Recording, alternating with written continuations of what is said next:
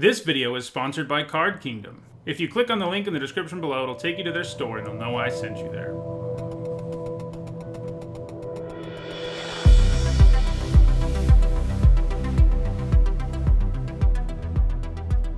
Alright, before we jump into another traditional draft for Core Set 2020, I want to remind everyone my content is sponsored by Card Kingdom. You can visit their website by clicking on their logo below on Twitch, the link in the description below on YouTube.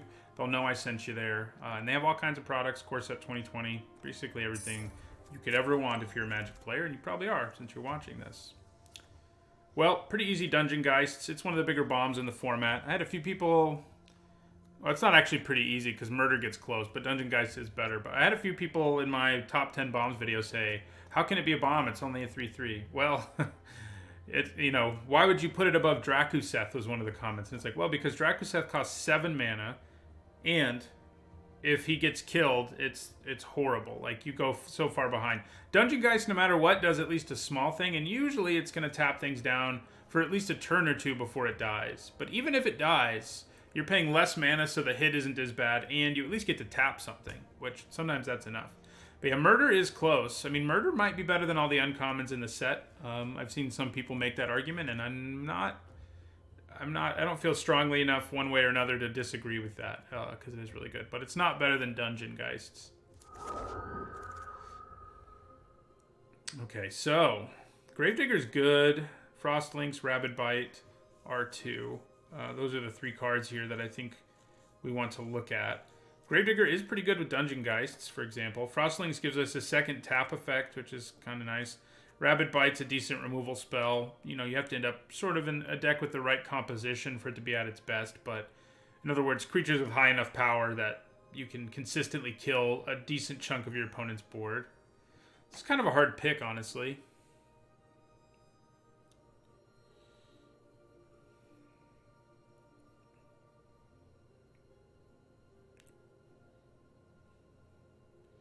Yeah, I mean, Gravedigger is what I'm the most tempted by for sure. Yeah, I think I'm going to go with it. I'm a pretty big Gravedigger fan. I mean, I splash those sometimes because I think they're that good. Well, blue cards here aren't so good. Lavakin Brawler has been better than I expected. There's also a Blood Burglar, but I'm kind of leaning towards Brawler.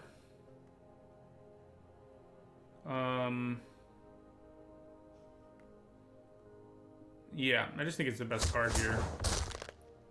Okay, so I think now Ember Hauler is probably the best card here. Thicket Crasher is okay too, but Ember Hauler being a 2-drop that's removal later in the game is pretty awesome. Okay, so Daggersail Aeronaut's all right. The blue, another Frilled Sea Serpent. Having one of those doesn't hurt. Woodland Champion is a nice card that it isn't that hard to build around in this format. Like our last deck we just drafted had a bunch of counter tokens in it, and we weren't really trying. But it did, because there's just a lot of them around in this set. Yeah,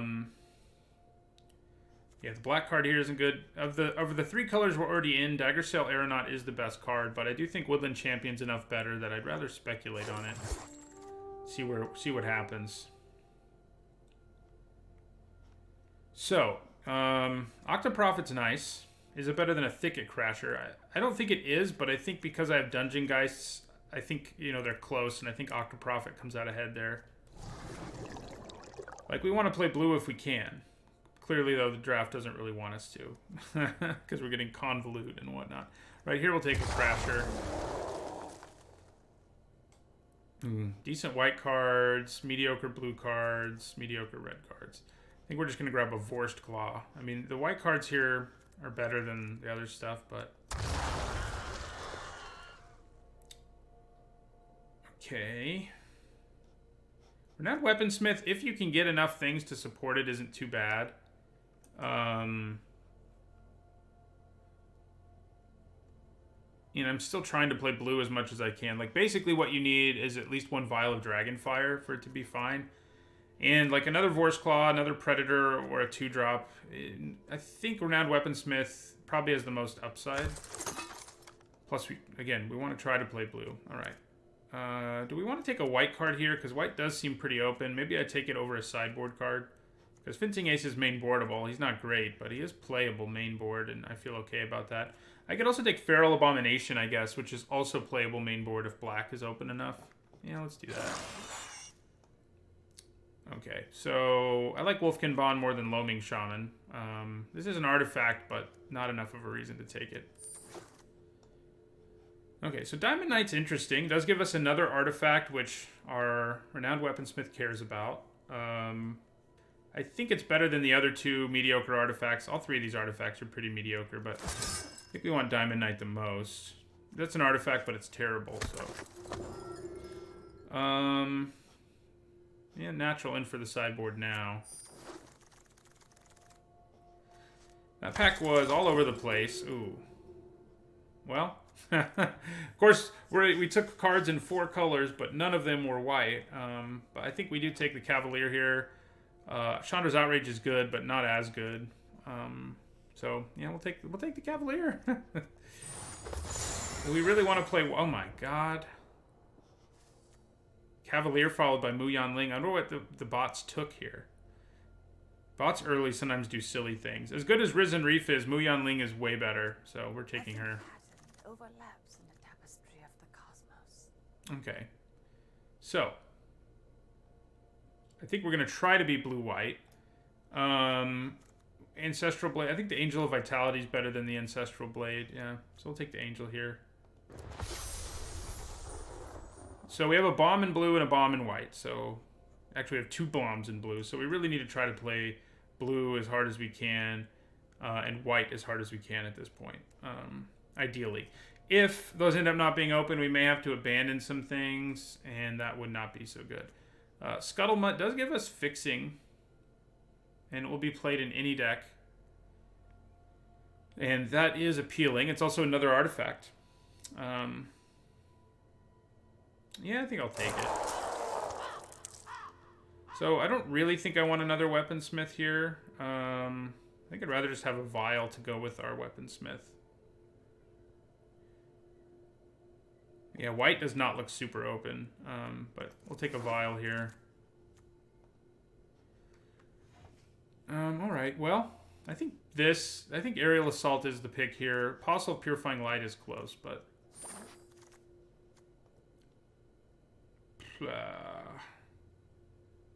we're having some struggles here actually getting cards in the colors where our bombs are. And I think it's going to be easier to abandon the Cavalier than it is Mu Yanling. And for that reason, I mean, what looks best? Blue-green? Yeah, I think blue-green. We'll keep the Cavalier in here for now. I think we move these over here.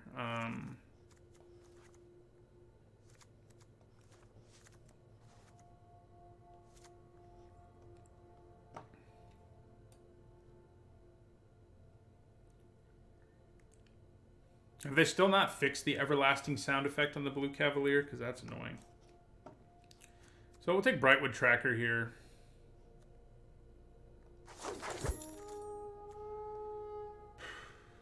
Do we want to keep trying to push white? I mean, we're gonna end up with not enough playables if we do, and that makes me sad. So I think we just have to bite the bullet and say we're not going to get to play our Cavalier. I mean, we're already short on playables, so we need to fix that fact. Okay, so Pulse of Maras is pretty nice, especially with bomby cards like Mu Yanling. All right, here we'll take a Ferocious Pup. Ugh. Growth Cycle's alright, Anticipate's alright.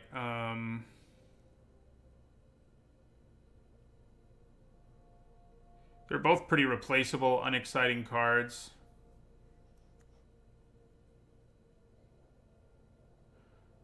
But we're probably going to have to play them because we're low enough on playables, so...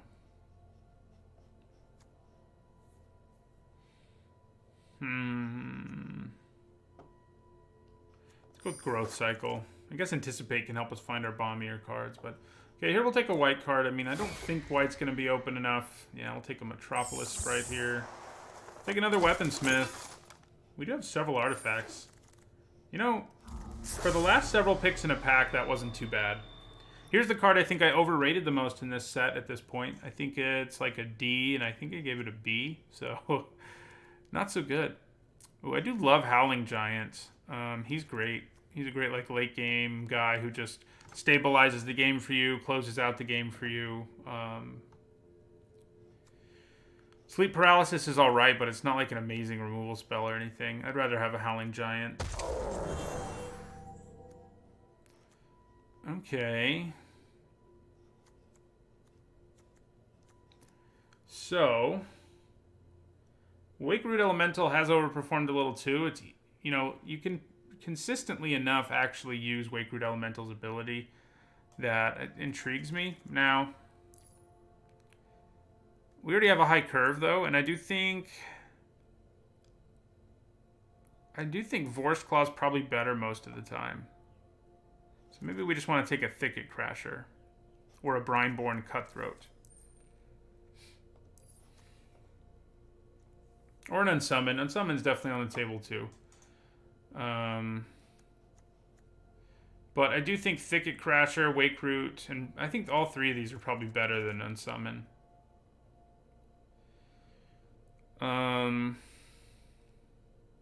Let's go with the Crasher. Okay, so elementals wise, what are we looking at? She makes an elemental token. You're a spirit. Not so good on the elementals. We have some in the higher curve. I think Brontodon's just going to be better most of the time because we don't have enough elementals to really take advantage. I mean, it's basically a 3-mana 3/2 that will gain us 1 life when creatures die, which is not as good as Thrashing Brontodon is. So here, I think I do take an Unsummon over Greenwood Sentinel Moat Piranhas. How many duplicates of things do we have? We have 2 Thicket Crashers, and not enough. 2 Renowned Weaponsmiths.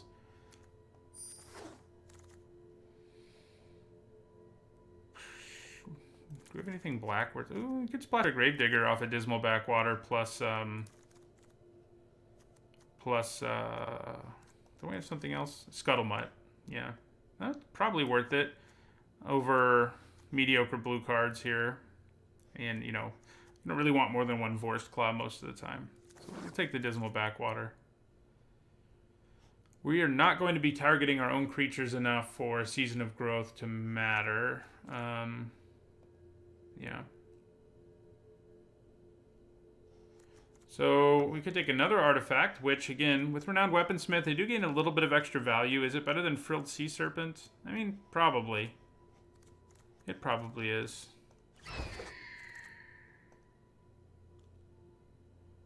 Okay, so Cerulean Drake's a great sideboard card, and these other cards are pretty replaceable, so we're going to go with the Drake.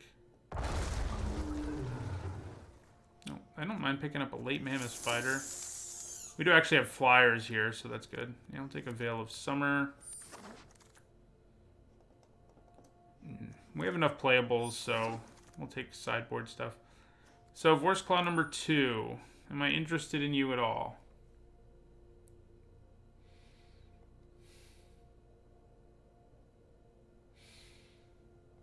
I mean, I think Feral Invocation might just be better for us. Yeah. Okay, here we'll take a Sea Serpent. I don't think I want to mainboard it.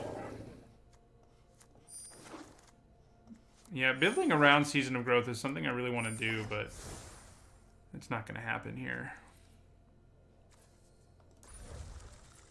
Oh, never mind. I forget it always tries to take my...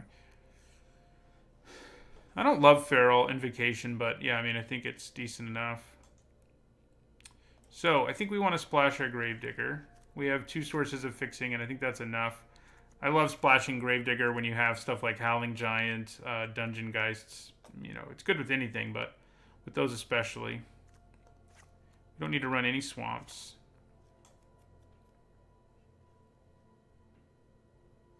So, we got to cut some stuff. And Diamond Knight, I think maybe we're cutting a Weaponsmith. We don't have a ton of removals, so I think running the Vial's worth it. I think Weaponsmith and Diamond Knight are probably not great. You know, in the end, we didn't end up with as many 2-drops as I thought we did. Yeah, I probably don't want the Denizen either.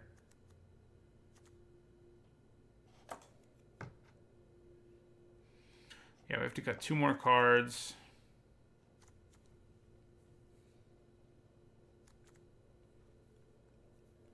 Nope.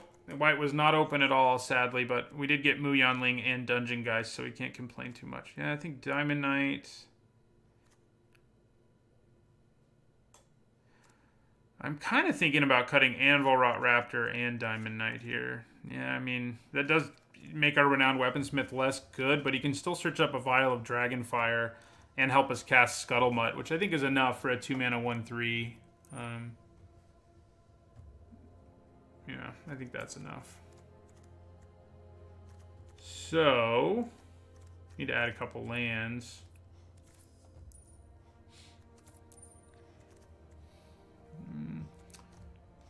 So we're at 7 blue sources already. I think we go up to 9 green and 8 blue. Gonna be hard to cast Mu Yanling consistently on turn 2, but I think I'm okay with that. I have splashed Gravedigger in Minia format.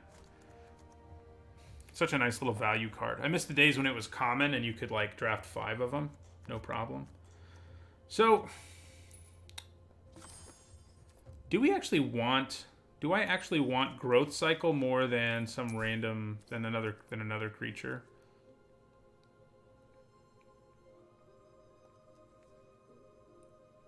Like more than Diamond Knight? Yeah, probably.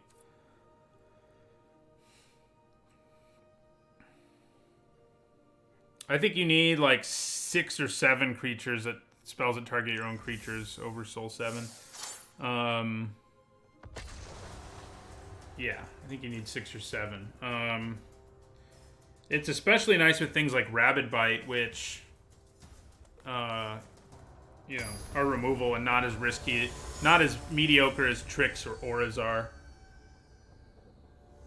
We got the White Cavalier, Drop of Flame.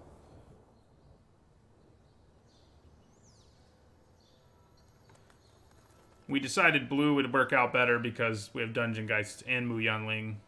And white just wasn't open at all, sadly. I mean, you could have tried to go with it, but that is not a very good hand. I have a feeling that a lot of our hands are going to be kind of questionable, though, because of our curve's not awesome, but I think we do mulligan. This one's a lot better, even though we have these huge drops. I think we actually... Maybe we want to get rid of Feral Invocation most of all. It's not going to be that hard for us to ramp into these. I should probably get rid of one of them. It's probably just a Giant because he costs so much more.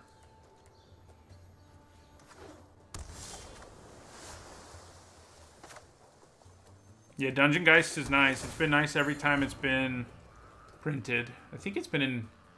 It's from original Innistrad, but I think it was also reprinted in a Master set or something. We do have Gravedigger in this hand, so that's going to come up. Hey, Diamond Knight. What did they name? Blue?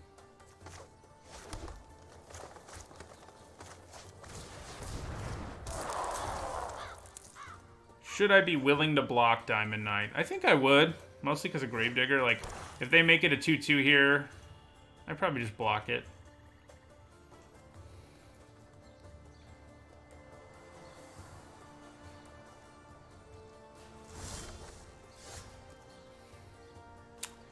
Alright then, well, I think we just play Mammoth Spider. Does he get convoluted? Yeah. We can get him back with Gravedigger. We can also play Forest Claw next turn, so it doesn't seem like a huge deal to me. How much counter magic do you think they have over there? Let's find out. Not enough to counter that.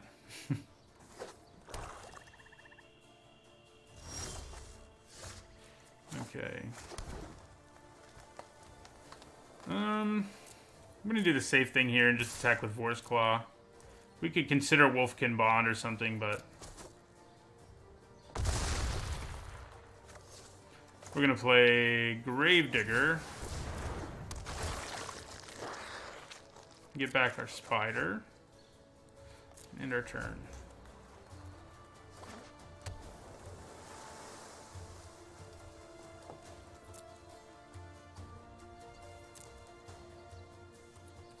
What do they have in their hand, do you think? Ooh, let's give Trample. Yeah. Seems pretty good.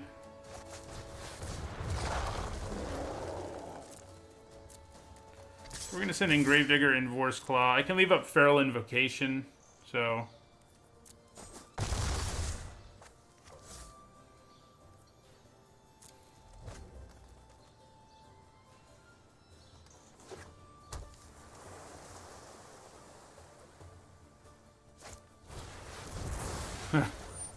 What's the point in doing that?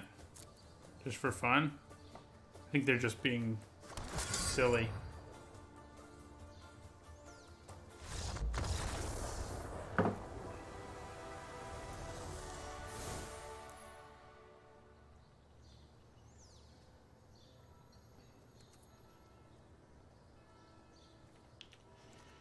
So...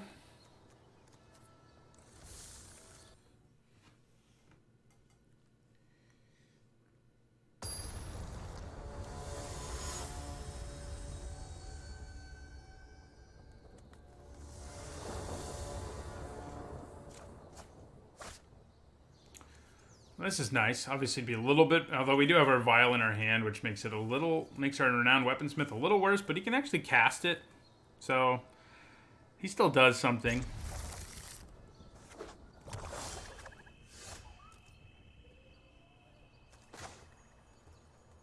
So we're going to be able to play turn 3 Muyan Ling, which is pretty backbreaking in most scenarios, especially if they don't play a 2-drop. They could have a Convolute, and if they can Convolute. That's gonna suck. We know they played one last game, so it's like definitely a possibility.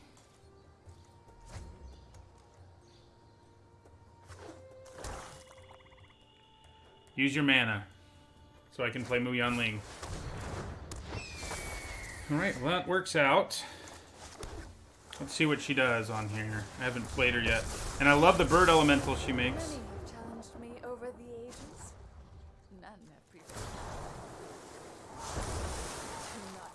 A raging river. You know, might as well.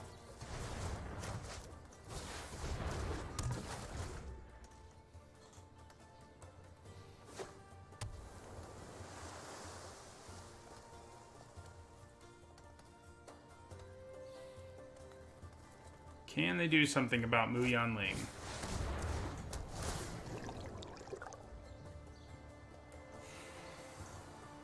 I think I use my vial to kill the warden and then make a elemental, bird elemental. It may just be better to play Ferocious Pup, I guess. Probably not, though. Ooh. Okay, well, or we'll just draw our other really good rare.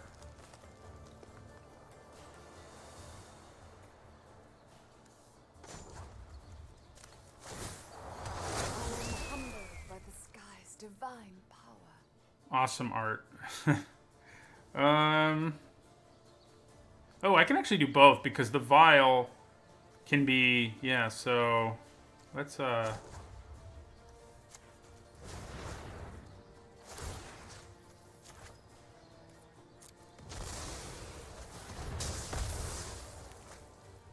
so it may be better to just play the pups and hang on for now.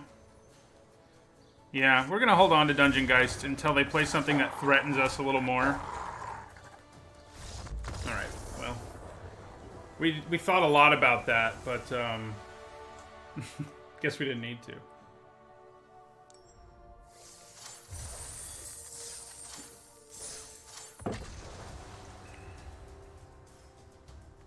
Yeah, I like Muyan Ling as well. She is the birdiest planeswalker so far.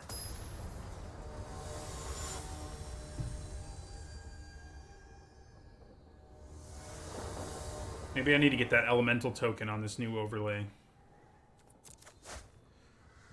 Yeah, that's fine, especially going first. Don't have a 3-drop right this second, but Feral Invocation might do something.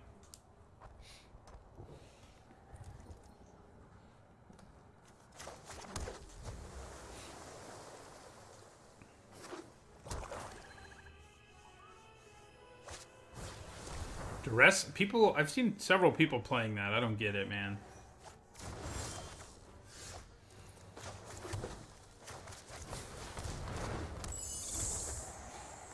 Paying 1 to get rid of my Feral Invocation. Like, I'm cool with it. Okay. Yeah, I should have played an island. We're gonna go ahead and attack and pump her. They'll, of course, attack me back, go up to 19, etc., but...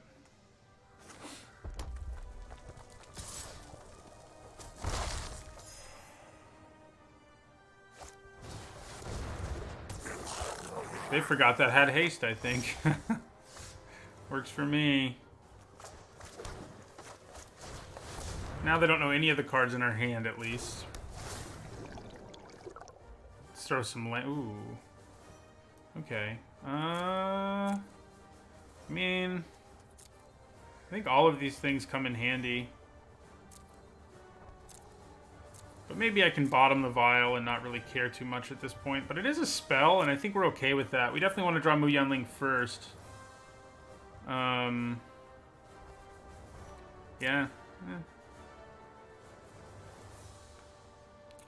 So, do I bother attacking this time? Yeah, no. Honestly, I'm okay with trading for the vampire, so... With my Metropolis Sprite. Yeah, see, if I'd played an island, I'd be able to unsummon and play Mu Yanling, which would set her up very nicely, obviously. I'm actually pretty glad they did this, because they could have made something unblockable, and that would have been a big problem. So the wacky thing here is, if I shrink Keldon Raider, they'll be able to make it unblockable. So we actually want to shrink Goblin Smuggler.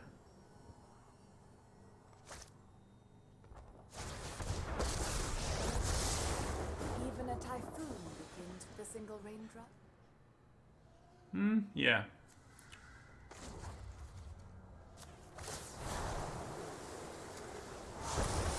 Quell your temper. Do really wish I'd played the island instead, but... Let's hope they don't have more haste coming our way.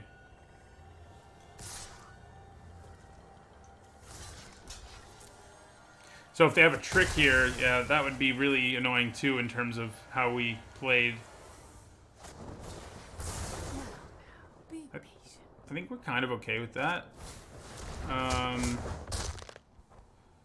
Yeah, I'm pretty okay with it.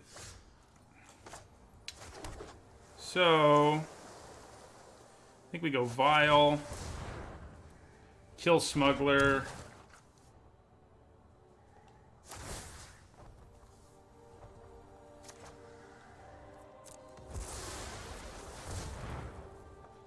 The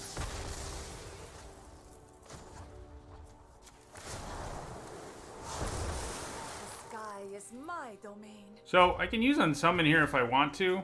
Kind of depends. Yeah, I kind of need to now, don't I?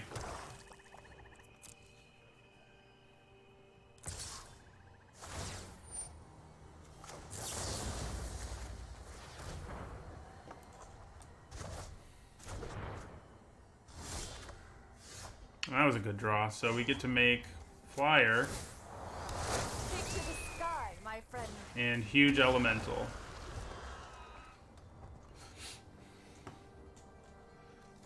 Yeah, I need to get that art on my overlay.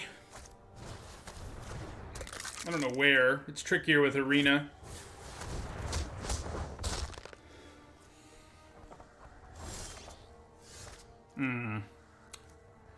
Don't have our mana, so that's annoying, but hey. So...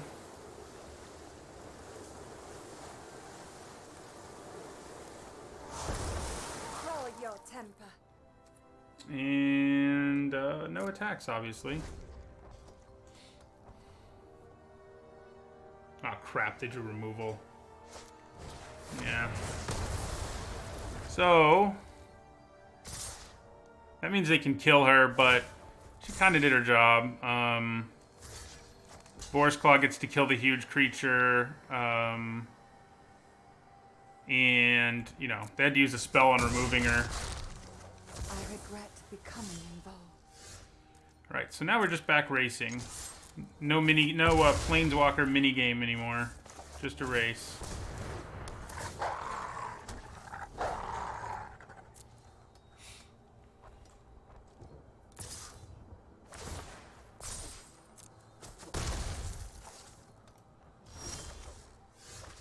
And it's a race they're going to win in the long run thanks to Sanitarium Skeleton, but I think we'll eventually find a way to make that not matter so much.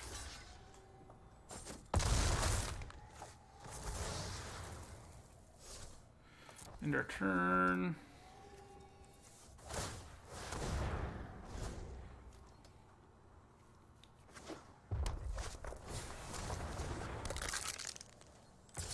No, I haven't really found any of them to be really weak yet. Ubermensch, I'll take 3. Hello, that's what we're looking for. Trample for Boar's Claw is good news.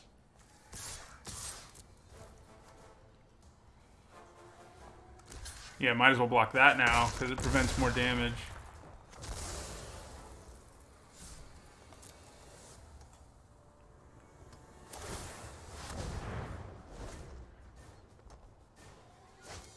The Elemental deck seems to be one of the more supported ones, though, on the topic of...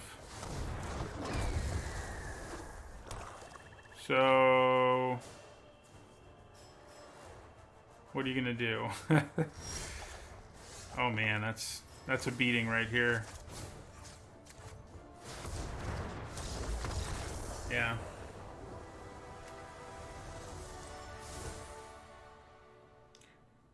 Yeah, we do have 2 Thicket Crashers, so that was pretty nice.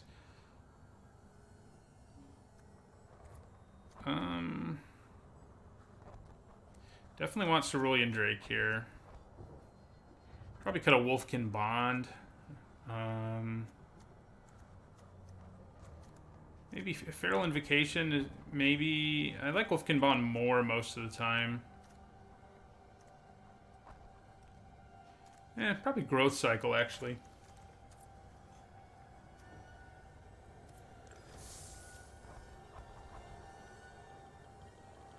Oh yeah, I guess it would. It's a 1/2, isn't it? Drop of Flame. I was thinking it was a 1/1. But yeah, since they both had 2 toughness, it would prevent the same either way.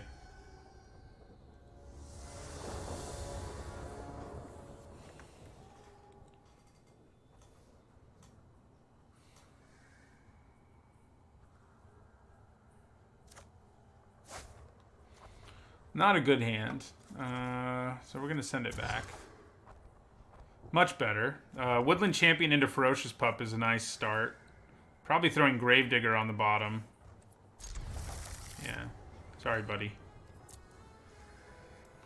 I don't think I have any ways to shuffle my deck either, so we won't be seeing each other.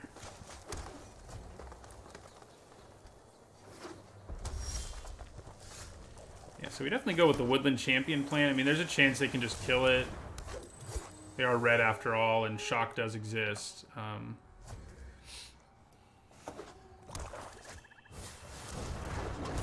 Chandra's Spitfire can sometimes win games out of nowhere, so that's something to keep an eye on. I mean, I've had that thing. I've messed someone up with it, and I've had it mess me up a few times.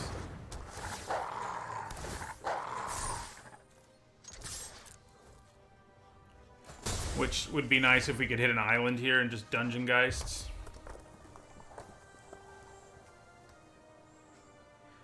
Like, what would be really gross right here is Chandra's Fury or whatever. Kill this, do 2 to me, attack me for a bunch. You ready? I'm ready. What do you think they do here? Do they... Okay. Let's get stoked. Alright, well... That worked out pretty well. So we played Dungeon Geist here. And we really need to kill her, so that's what we'll do. Although she's not quite dead, but you know what I mean. We need to damage her.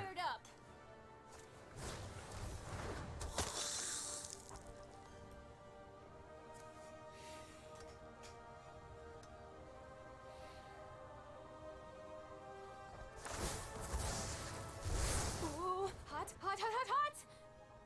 Fire Elemental? Keldon Raider. A little better than Fire Elemental. Fire Elemental may have been some wishful thinking. Stats-wise, you know, it's not any better, but... Okay, so... I think I'm pretty okay here with attacking with both of these. If they want to trade Vampire the Dire Moon, we're cool with it.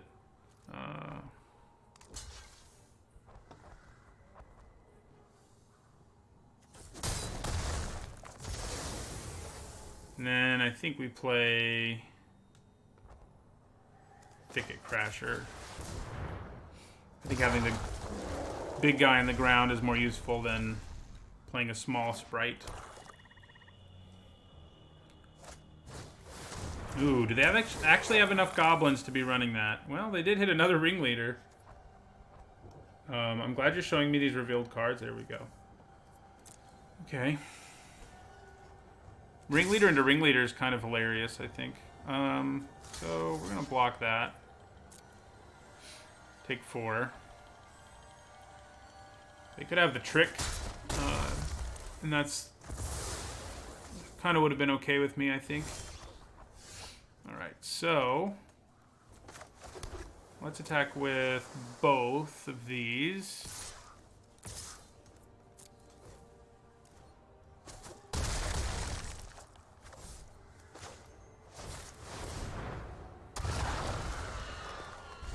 Play our big boy, who has trample. Yeah, we take 4.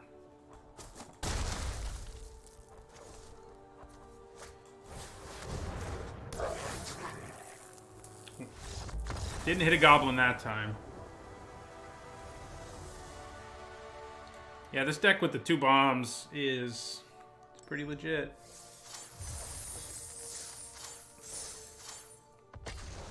Hello, Biceps. Did I just play you? Is that what you're saying, GG? Or did you just catch the end of the game?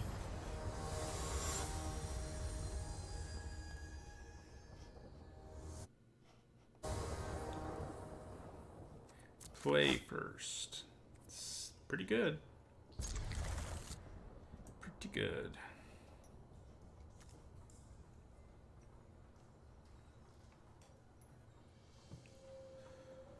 All right.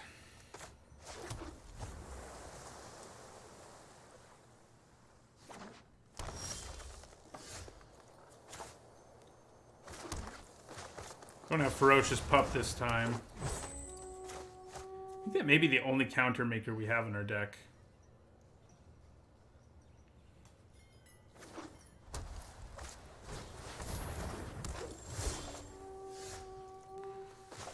I think we play...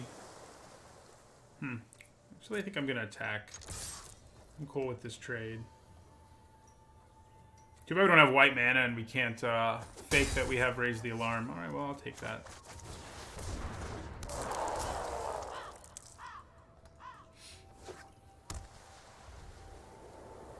I think I just take 2 if they attack me. I want to play Mammoth Spider this turn if I can. Although, you know, Octoprofit's pretty good too.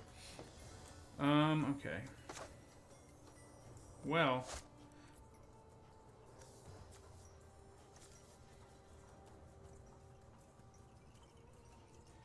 I think...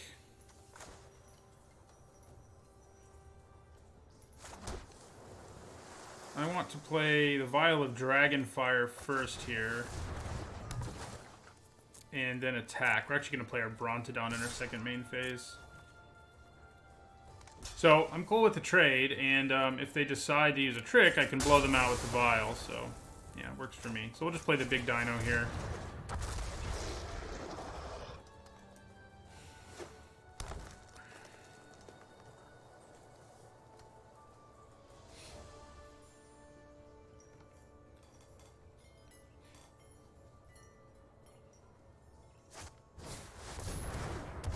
Anytime somebody plays Pattern Matcher and doesn't get to do anything with it, it feels pretty good.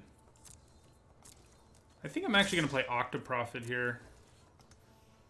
We can, of course, also kill that thing with... no, we'll play our Spider. He's a big boy.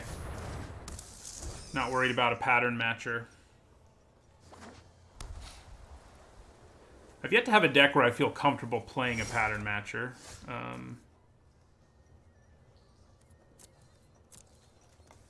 Back with both of these.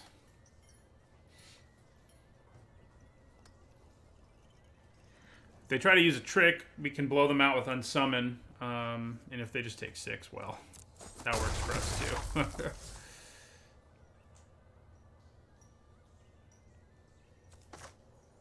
Yep, there are synergies in this format. Why do you want me to tap my mana that way? I guess I have my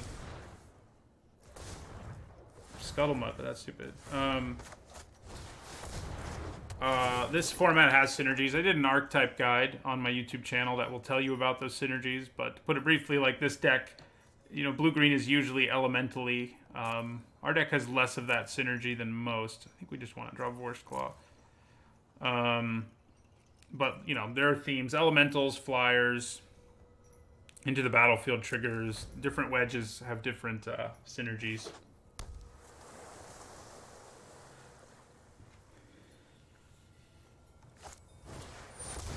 Man, that makes my Unsummon sad. So we definitely just Unsummon here and try to go for a win. I think we'll get there.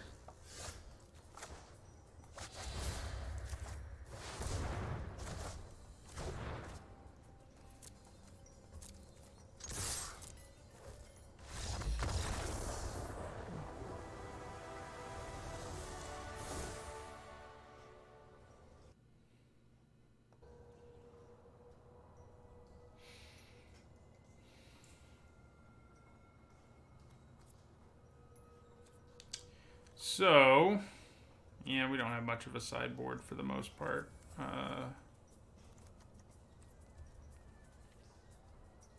We do have a Veil of Summer, but I haven't been convinced to play that yet.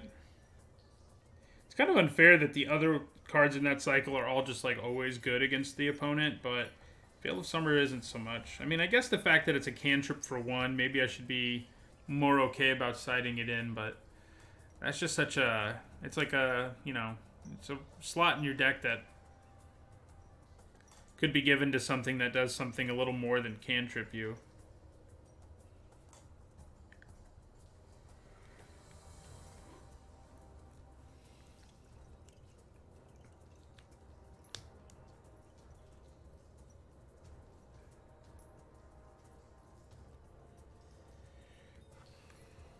Probably need to make some more coffee after this one.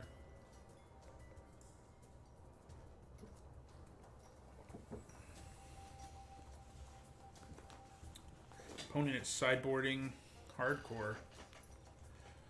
Maybe they went to make coffee.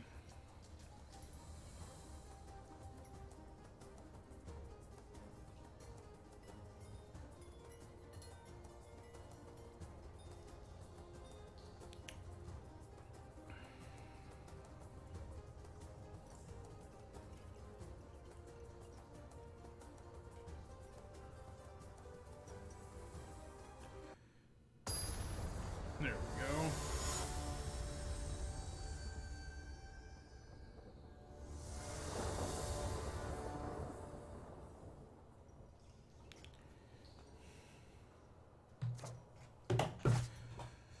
This is fine.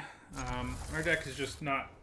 doesn't have enough... as many 2-drops as one would usually like, and you know, we're just not going to have like hands that let us curve out on any sort of regular basis. I mean, we get to go 3, 4, 5, which is not bad for our deck, I don't think.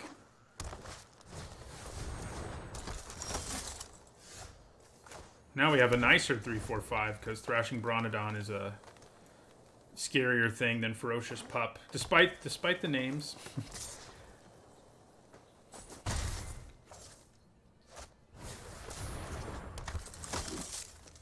Hey. MTG. Of course we draw that, because we're... This feels like one of those luckier drafts so far.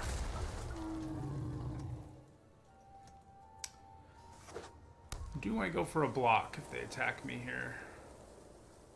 So there's a chance they could give it first strike and +2/+2 and lifelink. I think it's kind of worth the risk, honestly.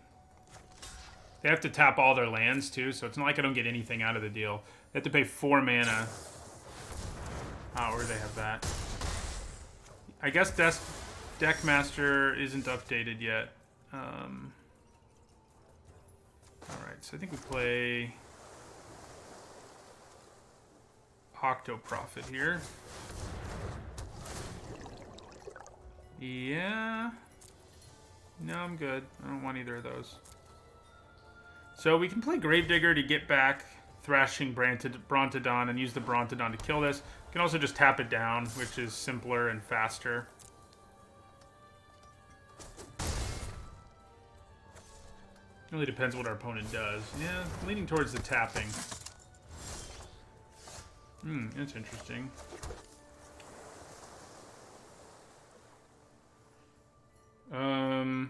Mammoth Spider might just be a better, sort of less dangerous way to deal with the big Moorland Inquisitor. And what I mean is, if I can use Dungeon Geist later for a greater advantage, I think we want to, basically. Their deck is just like all Moorland Inquisitors. Good thing they don't give a bonus. Ah, crap. So we're going to go to 9 here, I think. Yeah. Definitely want that Bronodon back from our graveyard at some point. We're not at that point just yet, because we don't really have the time. So I think I am just going to go Dungeon Geists.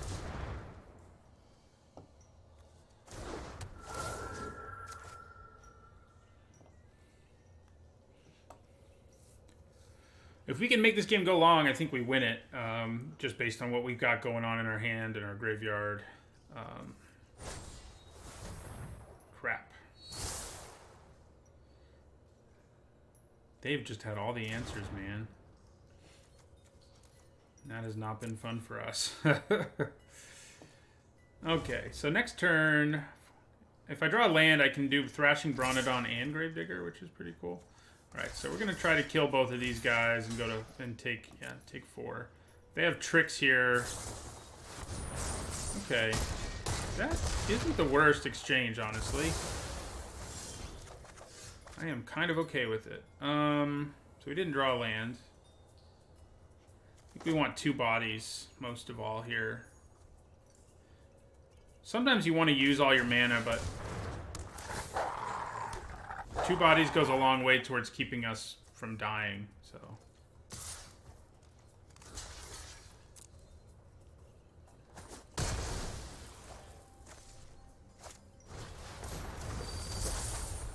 Can we stabilize? Oh, I forgot about Wolfkin Bond. That gives us another card that, yeah. So, probably play Gravedigger and get back Dungeon Geist now, actually. But yeah, that does give us another card that makes a token. Yeah, we'd rather have Dungeon Geists.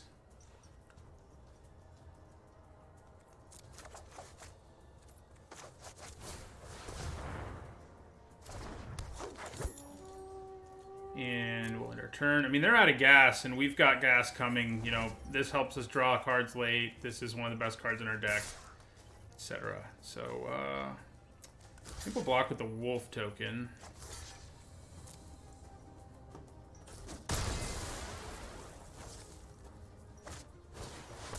Okay.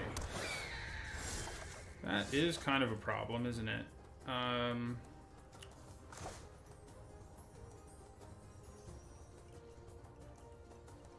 Though not really, I guess.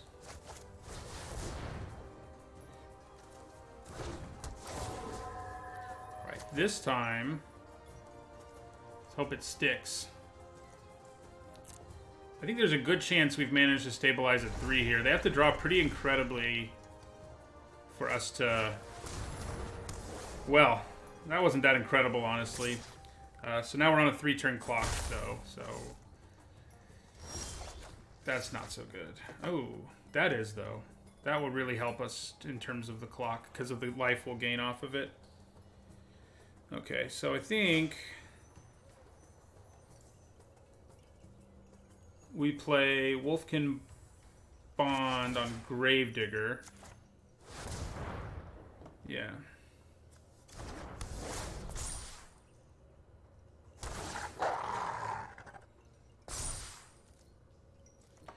And now we start the beatdown. So we can Pulse of Maratha and get back probably our Thrashing Brontodon. I think that's probably our plan. It is an instant, so...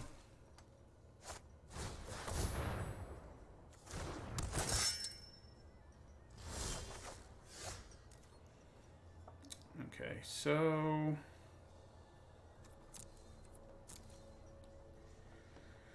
I could Pulse now, but doing it... Yeah, alright.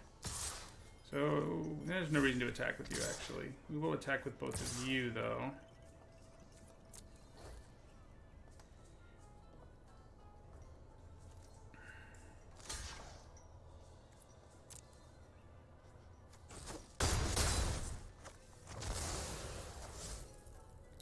So I think we play Metropolis, Sprite, and then leave up mana for the Pulse.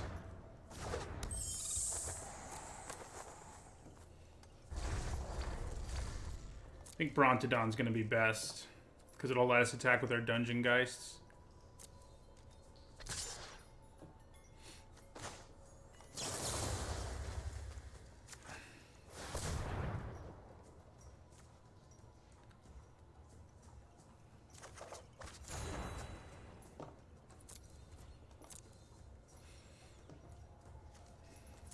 Yeah, the pup has really good art. Alright, we got there. Managed to stabilize real low there, but we had a feeling we'd get there if we could make the game go long enough. Right, I will be right back. Right, I have returned with my cat. Went out there to make coffee, and she decided it was time for her to come in here. So here she is. See if we can get the 5 wins here. This deck certainly seems capable of that.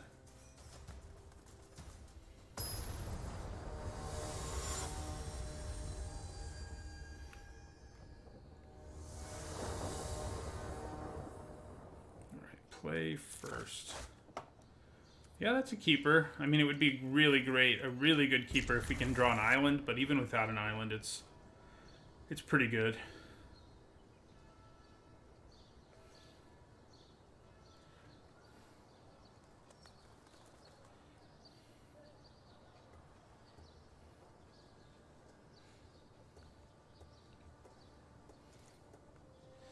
Okay, so...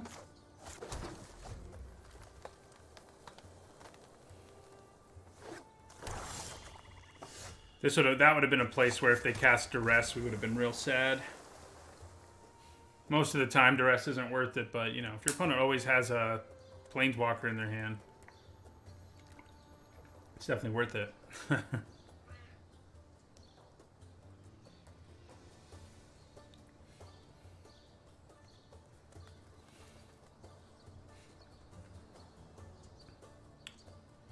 What are they gonna do? What we don't really want them to do... wow, we drew the island, so we got really lucky there. That means we can actually go Muyan Ling right away.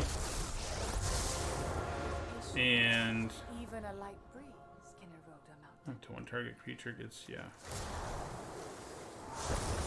Bow to the howling winds. That was pretty lucky to draw the island. I mean... What I was worried about is, like, if I had to play Ferocious Pup first, it would be pretty difficult to make things work out for Muyan Ling. Like, if I didn't draw the island, but we did draw it, so... So, I'm glad they didn't add to the board at all, but I don't like that they drew a bunch of cards. You know, so...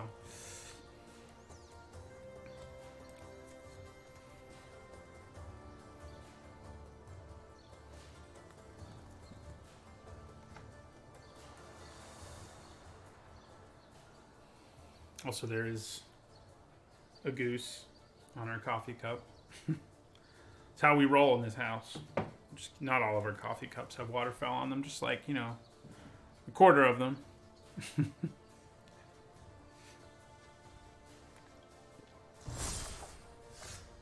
Okay. Well, how greedy am I? Do I play Woodland Champion just because it'll get a counter from making a token with this? I don't think so. I mean, I think Thicket Crasher is just so much better that... Yeah. And then next turn I can play Champion and Ferocious Pup in the same turn anyway, so...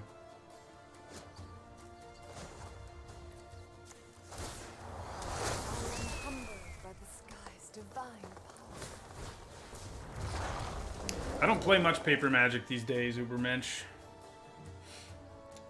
Played it a lot when I was a kid, and haven't really played it consistently in paper since, I don't know, 2010. It's been a while. Right, so we're going to block. They may have like a Blade Brand or something, but I'm okay with that if that's what they have. Keeping her alive is priority number one. Yeah. I like how they said oops in an attempt to trick me, but I was going to block either way, so...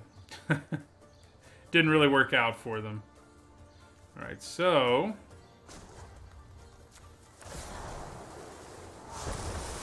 Learn some respect.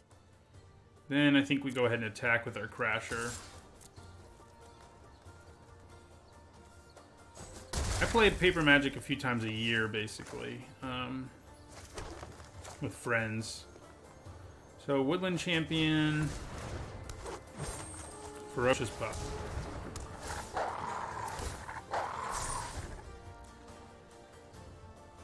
The question is, do we want to make a token this turn?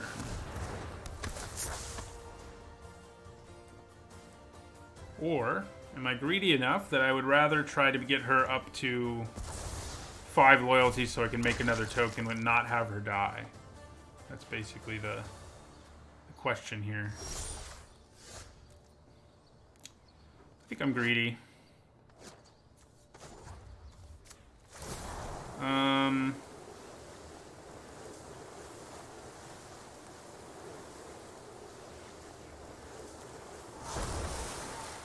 to the howling wind. I don't think we attack, though. We don't have especially good ones, so we won't.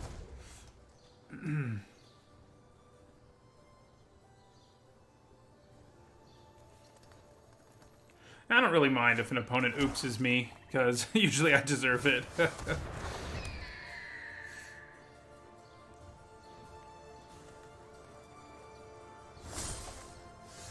Well, we don't have anything to get back with Pulse yet, so that's always kind of annoying, but...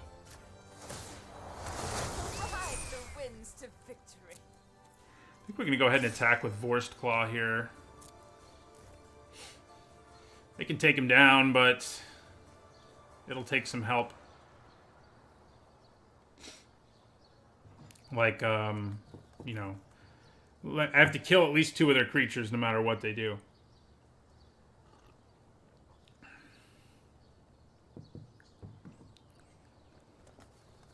Well, is there 1 black mana thing? I don't think there is a 1 black mana spell that does anything.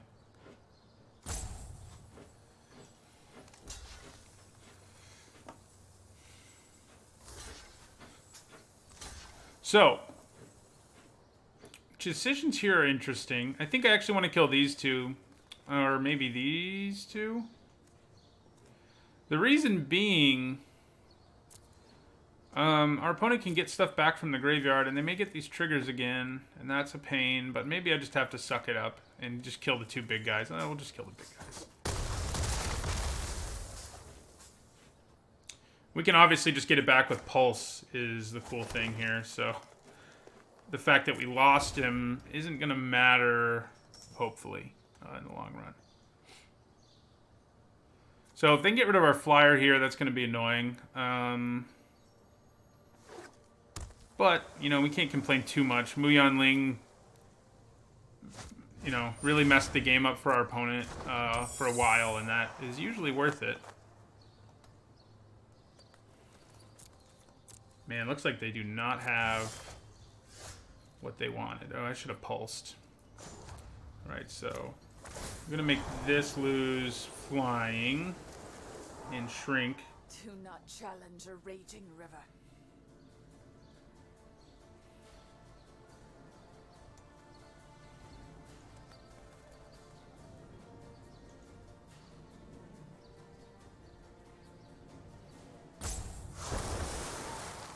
Does that make me brave enough to attack with my flyer? I don't think it does. I do think we can attack with both of these, though.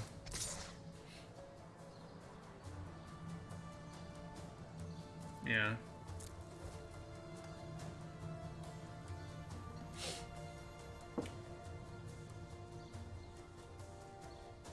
Could maybe have attacked with the wolf, too, but that seems a little risky.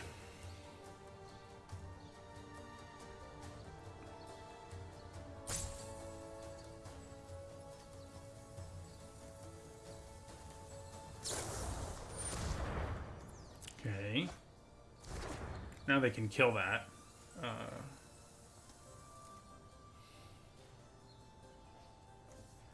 Probably just get back Vor's Claw. I should have done that this turn, obviously. Oh, they're not going to kill him. They're just going to not take damage from him. Isn't that interesting? Right.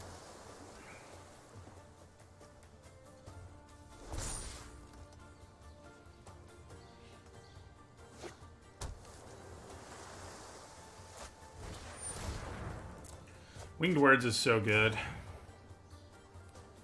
It's a great little flying payoff, that's for sure.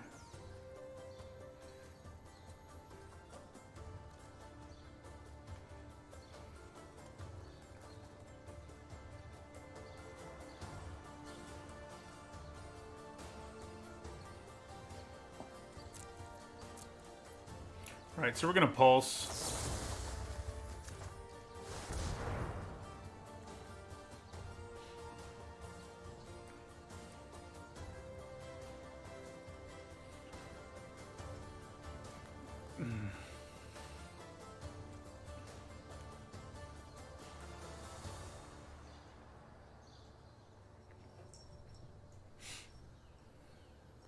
The question is going to be, do I... I mean, I definitely make a token, but the question is whether I attack with either of them.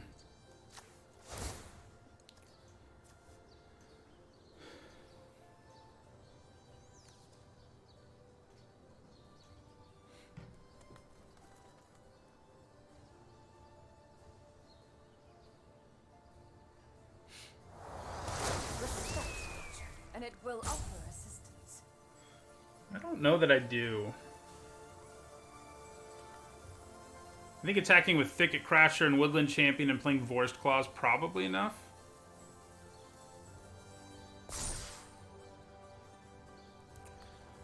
I mean, maybe I should just be willing to let her die at this point because opponent kind of has to block the Elemental Bird. Yeah, you know what? It's been real Mu Yanling, but I think we've gotten everything we can hope to get. Although it seems like they have something right now. And I don't really like that they might have something, but let's find out if they do. Also has Trample, by the way, what that's worth.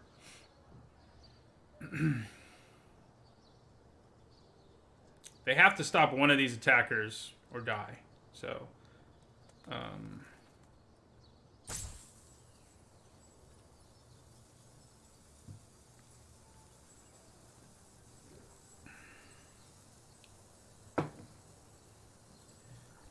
can they do it?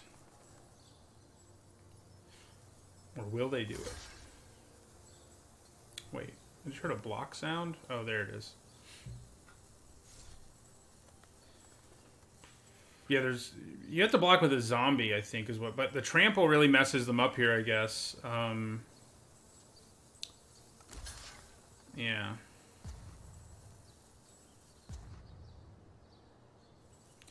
They've got something in their hand, clearly.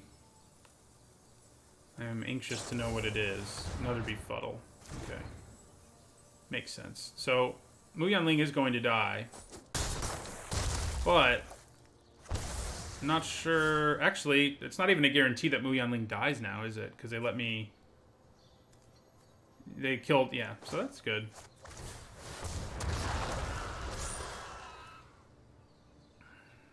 I think they're probably dead. I guess if they have a bounce spell, but even if they do, I still think they're probably dead. They could bounce my whole board, which would be annoying with that drowning of sorrows or whatever. But it wouldn't really matter that much. Okay, well they are going to get rid of our flying blocker, and they played a creature with lifelink, so that's a pain.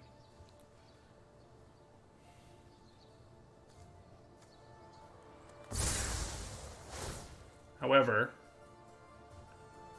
still not in great shape. They aren't, that is. Really? I guess taking the trample away matters a little.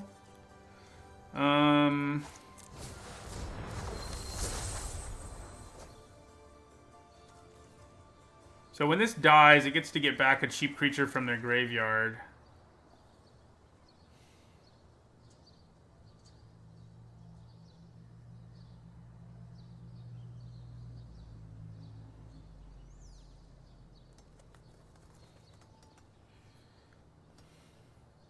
See you later, Zach. Have a good one. Wow, that was pretty lucky. So, we'll get this out of the way, because with trample, it's going to matter more.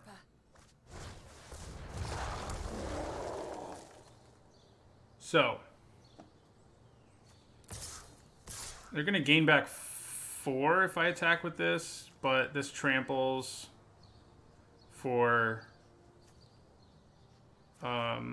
2. It gives me...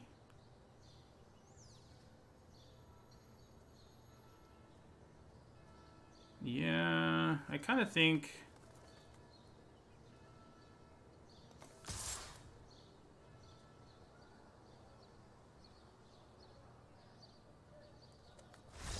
Yeah. I was thinking about it, but they decided to scoop. I was trying to do the lifelink math, and I was about to commit.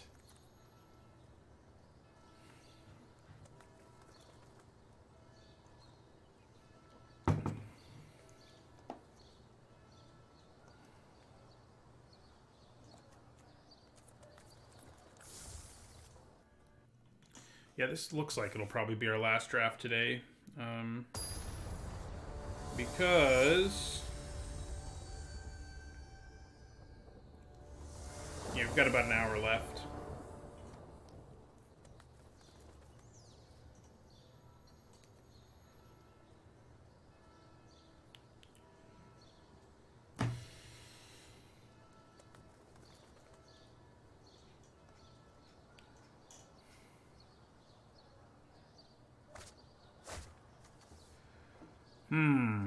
I think we got to mulligan this.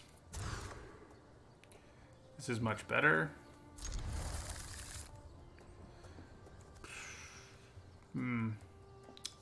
Not really excited about Growth Cycle or Feral Invocation. But...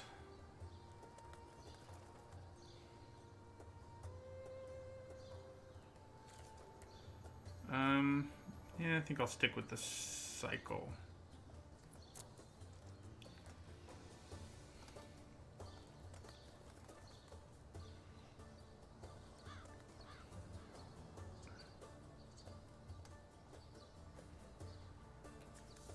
We haven't had many problems getting our black mana. I think there's been a game or two maybe where that didn't go the ideal way, but...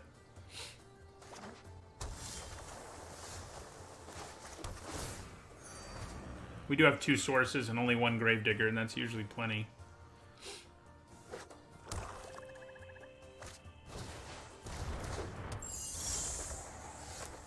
We don't have turn 3 Muyan Ling this time, so you know. might have to win this game in a less ridiculous fashion.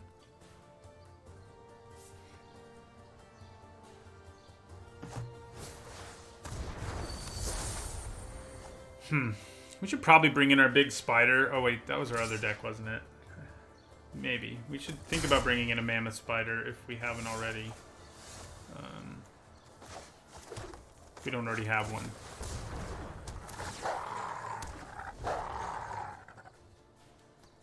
Because there are going to be games where they can just race away at us in the sky. Unfortunately.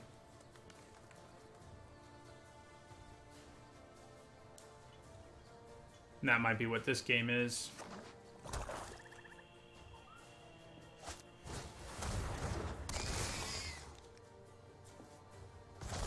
See you later, Island.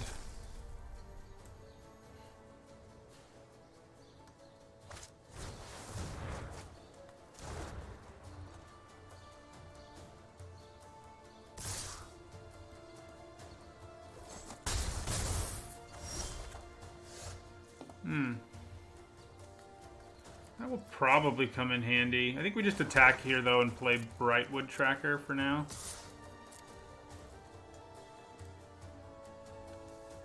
No reason to use Feral Invocation there. I don't like using Invocation unless it means I'm going to kill a creature or my opponent.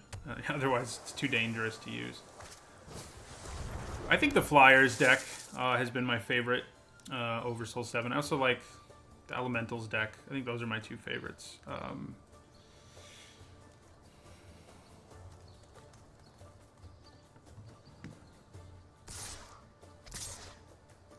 So we're going to take 4 in the sky here. Moat Piranhas is a jerk on the ground.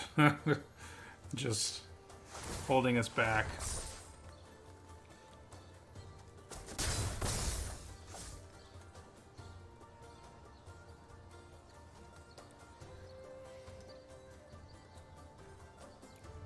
Although it doesn't hold us back as much as it looks like because of Feral Invocation. So I may attack with my wolf anyway here. Doesn't seem like a horrible plan. I kind of hope I draw something better to do than that, but if I don't, you know, could be worse. Okay, well, Gravedigger is not that. Alright, so let's hope they don't have Unsummon or something, you know?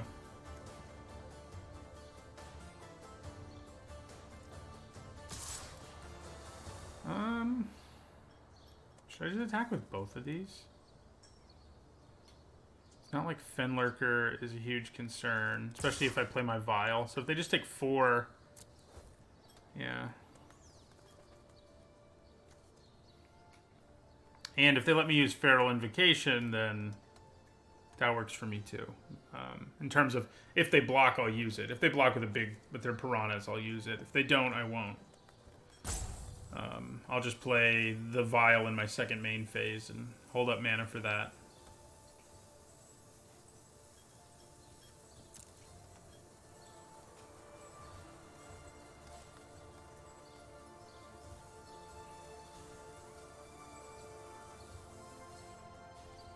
So they'll just take it. I think that makes sense from them.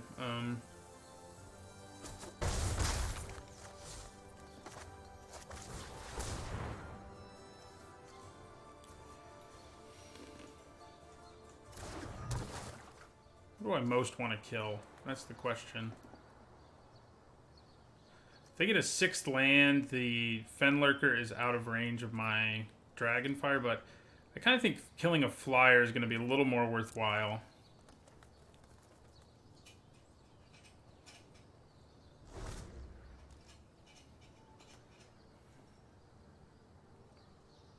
They should have made this capable of going to the opponent's face. It wouldn't be that much better. But it would be better. Only being able to hit creatures, you know. Not ideal, but... So they are out of range now with the Fenlurker if they tap all of their mana, basically. Yeah, so let's pass the blockers. No blocks. See what they do.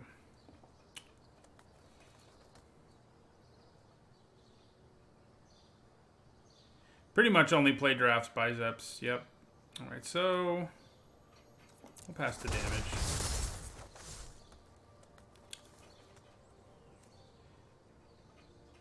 We'll probably use our Vial on... Ooh. Yeah, that hurts. Well, we can use it in response to take a little less damage.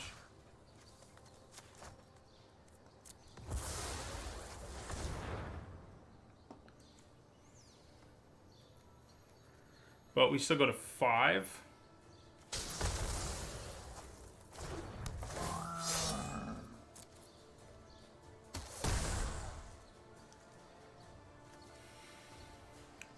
I play sealed too, I guess. Worth noting. Okay, well. Does at least help me lock down the ground. We have unsummon here, we're dead. But that was true basically no matter what.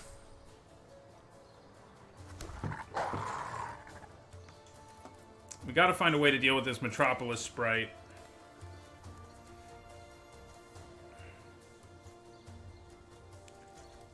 Trying to see, like, Hexproof from black would do something against that. Our opponent is black-blue. Probably should just bring in Veil of Autumn. There's enough things that Hexproof... It would stop Yarok's Fenlurker, too. Oh, actually, it says each opponent, so it wouldn't stop it.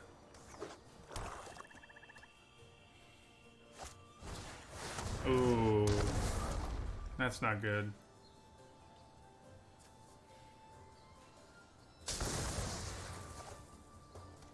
Okay. Well. It's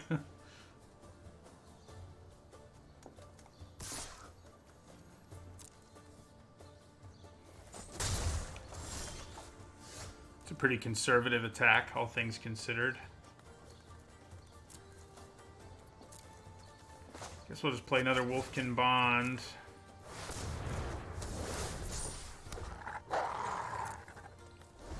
Too bad we don't have that Wolf Lord right about now. So, I mean, we survive one more turn after this, most likely.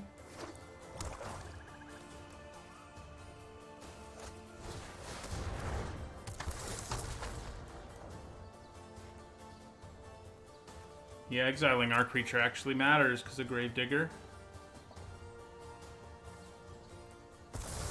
Dungeon Geists would be one of the few things that could keep us alive here.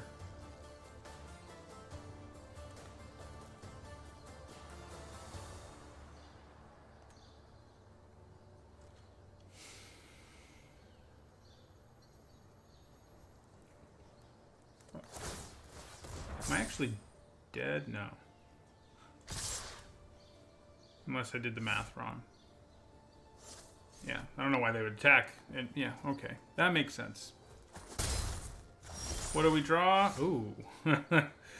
1, 2, 3. 5 attackers. We can actually survive now. Provided they don't have something. So we do have 1 Mammoth Spider in our deck. We definitely need to think more carefully about sideboarding. I think we probably do want to bring in Veil of Autumn. It's always going to be a cantrip against them, and it's not against everybody. And I think that's enough to make it worth playing, plus the fact that, you know, there's some additional value from Gruesome Scourger, removal spells, things like that. Oh, wait, am I actually dead? Somehow I did the math wrong there. Yeah, I'm actually dead because I have 6 attackers, and we only have 5 blockers. Now, pretty sure 2 damage gets in no matter what, no matter how we block. Yeah, it does. We'll let him hit me. Why not? Okay, well, if you're going to use your ability, then I'm just going to concede. I don't want to have to watch that. Okay, yeah. So Veil of Autumn. Do we have any other guys with reach? Veil of Summer. Not Autumn at all. And probably cut Growth Cycle again.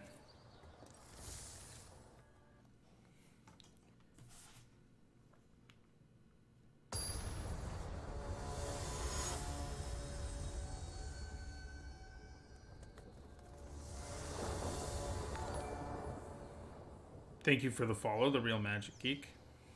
I will play first. And I don't think I can keep this hand. Yeah, this one's much better. Maybe a turn 3 Dungeon Geists, should things go our way. I think we probably get rid of Wolfkin Bond.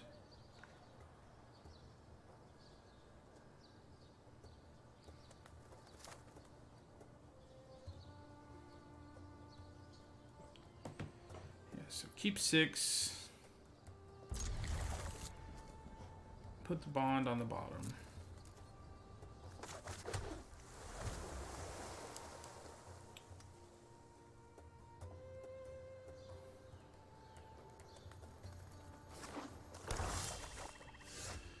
Okay. That means we'll actually be able to play Scuttlemutt next turn whether we draw a land or not. Don't hate that.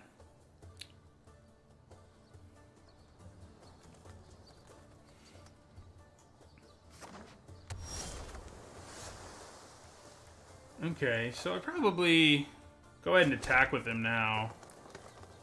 Because it doesn't give me any sort of advantage right now to do anything else. Yeah, we'll just go ahead and attack with him and then play Scuttlemutt.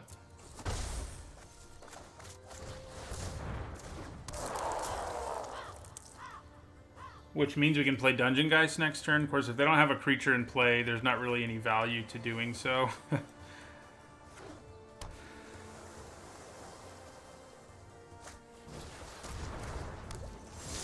Okay, they do play a creature. It's not the scariest one ever. So I probably don't do anything about it yet. So I can actually use his ability. I might as well. Well, I guess I can just leave the mana up for it and use it at the end of their turn.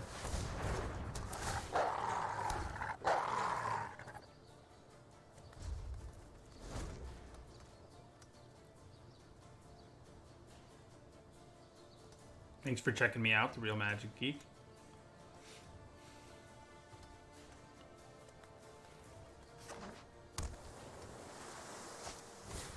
Ooh. It's not good. Yeah. Really not good.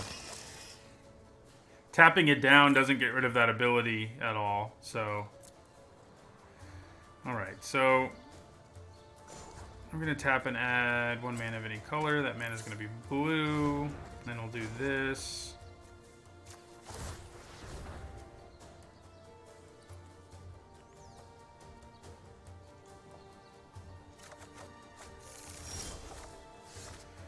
Oh, God. Alright, so I think I have to unsummon it, and then I think I do play Dungeon Geists on Moat Piranhas.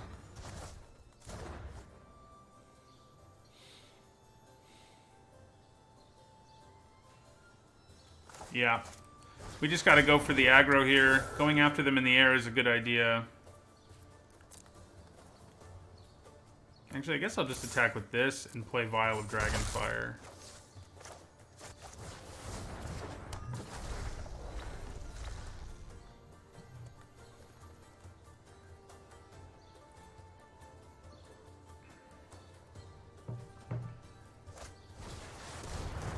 Don't play a swamp, please, in your second main phase. Good, you didn't. Okay, so I think we attack with everything. We can use the Vial to kill the guy if they block with it. So I think they're just gonna have to take it.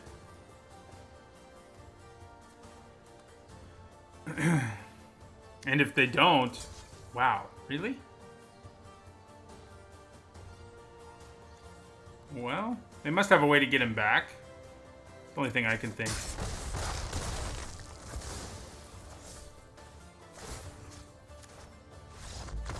Or they didn't realize I could do that. So they rage scooped there. Yeah, that's a mistake when that happens. We've all done that before. We've all been there. I am back. Nope. Unfortunately, Kevin, there won't be enough time for another draft to actually get done, so it doesn't really seem worth doing. I'll start another one tomorrow.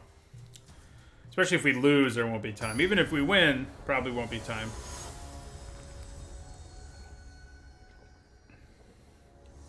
Traditional has its benefits, but it does also mean there are only 2 drafts generally on a stream. Each, sometimes they're shorter than 2 hours each, I guess, but these 2 haven't been. Ugh. We've had a lot of mulligans, and they've all worked out. The new mulligan rule, and that is a nice hand, all things considered. So we'll keep 6, and just like we did last time, we're going to put Wolfkin Bond on the bottom.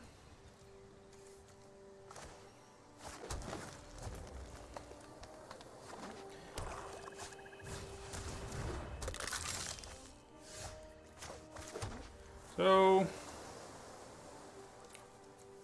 I think I'm going to play the Sprite.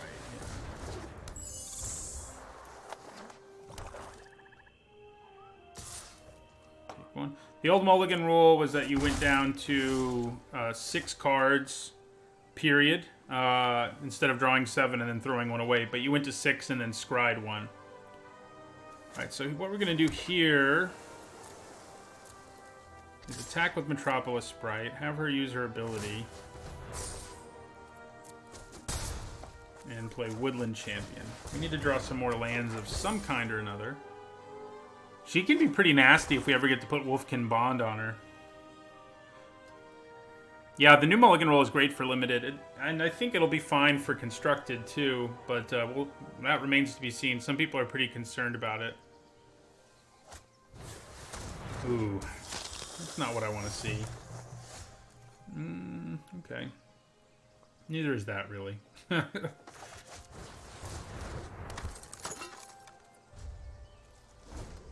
Let's just hope they don't gain some life. If they, use Agonizing Siphon here, it's going to be pretty agonizing. Kill probably the Sprite, attack me for 3. I mean, it's not the end of the world, I guess, but it wouldn't be ideal. I pretty much... Oh, they are going to gain life. At least it's not Agonizing Siphon, though. I pretty much only draft online. There's exceptions to that, but... mostly, that's the case. So... this is probably another place where we'll use Autumn's Veil. Take 3. There's another land. So I could get... I think we'll wait. Because I could get my, what's it called? This thing. Vial of Dragonfire. But I'm not sure it's worth it, really. I think I'm going to attack with my Woodland Champion, though.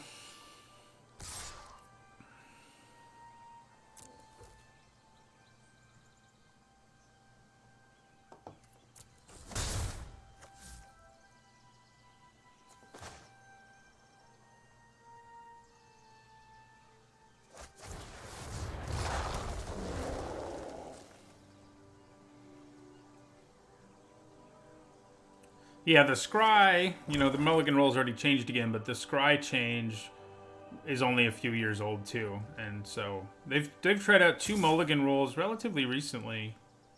I should have just attacked with my Sprite. Although, yeah, we'll take the 2. I'm glad they're not attacking with their Aerialist. I'm a little surprised, but I'll take it. That guy's annoying. Well, I think I feel pretty good about just attacking with Thicket Crasher here.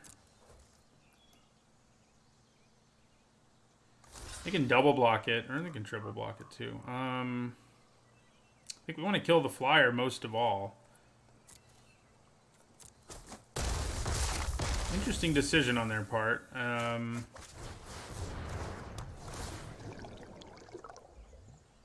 So, I don't really think I want either of these cards.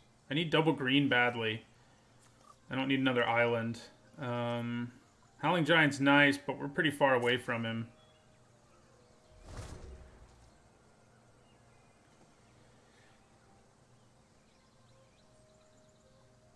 I've been streaming... I think I started in February. Sort of sparingly streaming. And then this summer I've been streaming more full-time. I've been making YouTube content, though, for... That's annoying. That explains why they were willing to do that. I've been making... Oh, I didn't realize they discarded him. That's nasty. I didn't pay attention to that fact. Wow. They milled him into their graveyard and then revived him. I don't think we have any way to kill him. But anyway, I've been making YouTube content since 2015. So that I've been doing for a while. So they draw a card, then they draw another card. Oh, man. Definitely try to kill this guy. They can use his ability to make it so I can't kill him. Yeah, we got comboed out. Our only hope of winning is like trying to yep, same name on YouTube. I have more of a following there than I do here. I was just talking about how Wolfkin Bond could be pretty good on her, but... So I can make them draw a few cards here, but that's not going to matter. I mean, they can just kill me. We'll just let them have that one. So we definitely want to bring in Autumn's whatchamajig. It's not Autumn. It's Veil of Summer. Seasons are hard. I'll get rid of Growth Cycle again.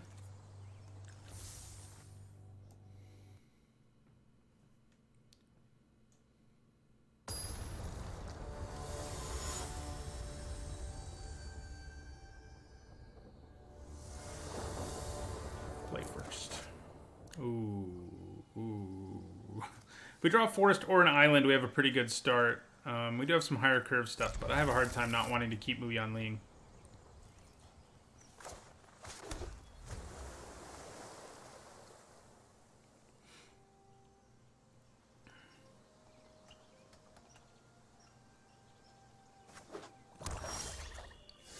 Hey, there's our Veil of Summer, which may at least be a cantrip here to help us try to hit our third land drop. If they play something, it will be. I don't hate that. They're not going to play anything, though. Okay, well that worked. I mean, we would have rather drawn an island, but I'm kind of okay with turn 3 Brontodon, too. Yeah, YouTube videos cover limited, but they also cover the game's history. They do top 10 lists and stuff.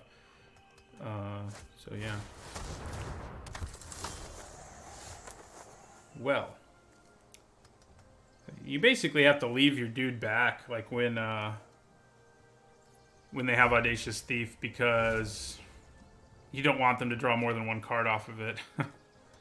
Good news is, if they do play removal here, we can Veil of Summer to save our guy. So that's cool.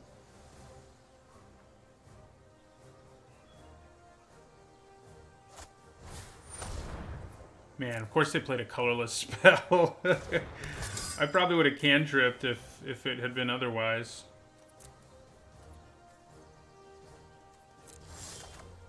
Okay, well that is good news. I think we definitely just go for it with Mu Yanling here. We have green mana we can leave up. Many have challenged me over the ages. I think we'll go ahead and shrink the thief down. Bow to the howling winds.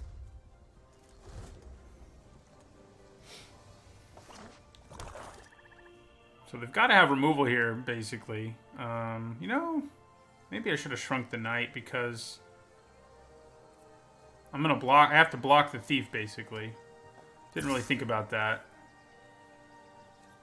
Okay, well, I think we block. Obviously, we can use the Brontodon's ability to destroy Diamond Knight if that's what we want to do.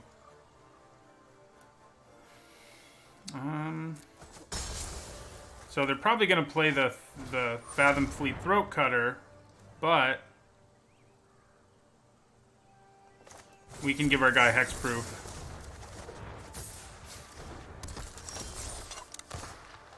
Alright.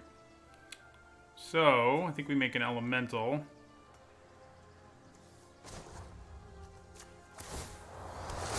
Take to the sky, my friend. And play a Thicket Crasher. And I think we just hang back and try to defend Mu Yanling as much as we can.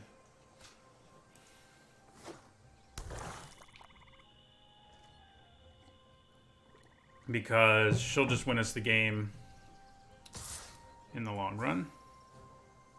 So who do I care about dying the least here?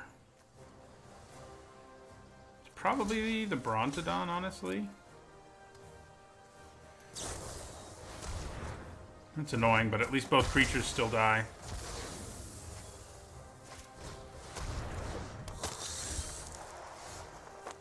Okay, so...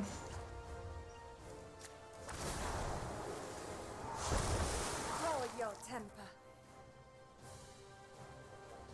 How aggressive do I want to be here? I think I just attack in the air.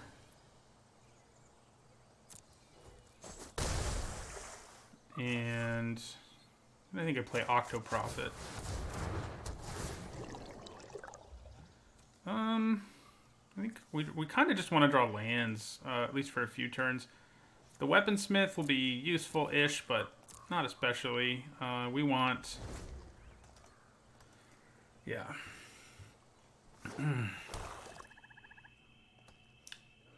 Villas isn't in their graveyard this time. Ooh.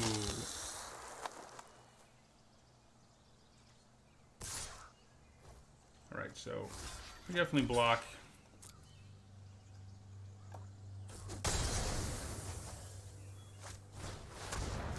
Okay, well that's a lot of flyers. So I'm glad I'm drawing a land. But I think maybe it's time to give up on Mu Yanling doing anything extra. But maybe not. Yeah, it is, because they have 3 flyers. Even if I play Mammoth Spider here, it doesn't really matter. Opponent seems like they might be mono black. No, they had blue. They played blue in the first game. So I think we just make another bird here. As annoying as that is. I think we have to be happy with that. So let's attack. You know what? Let's attack with both.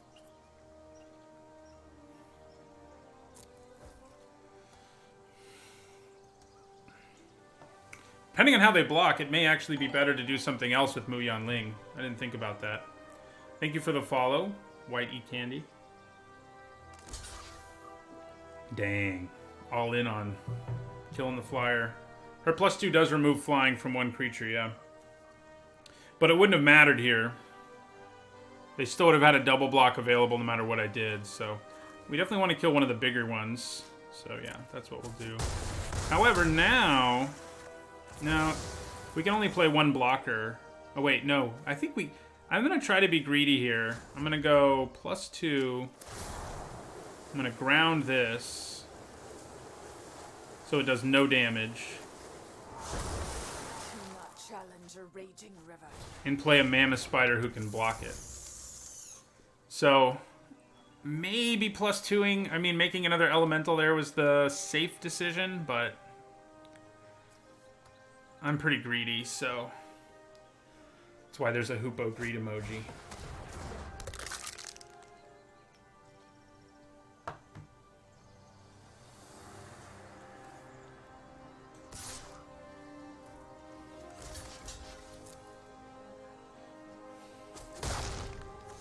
Do they have another Cutthroat? They might. Oh god.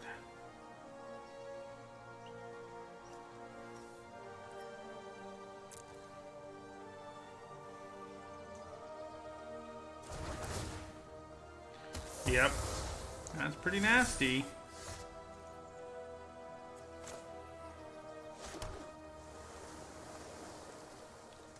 So... And it will offer assistance. At this point, we do kind of need to give up on Mu Yanling this time around. Maybe her +2 would have been better there, but I think getting the flyer is pretty good. There's no way I can stop all 3 of these. So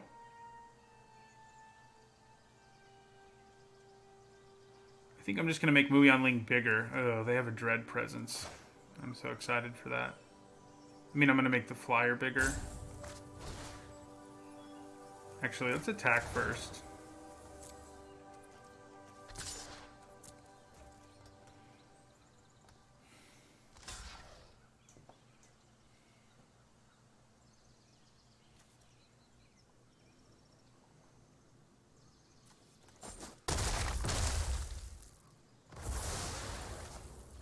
Yeah, if only we could get to Howling Giant mana, huh?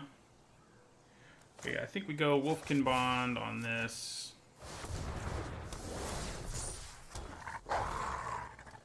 So at least now, if they want to kill her, they're probably going to lose their best flyer. This Dread presence being in their hand doesn't bode well for us. Actually does 2 to any target, so they can just use a swamp to kill her. Victory has evaporated from my head. Good stuff. I think we're... well, that helps. Definitely have a bit of an uphill battle here to find a way out of this.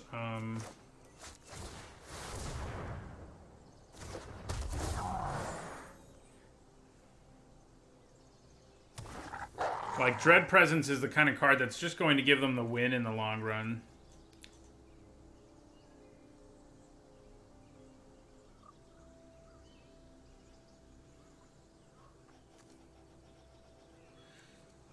I'm just gonna attack. No, I'm not.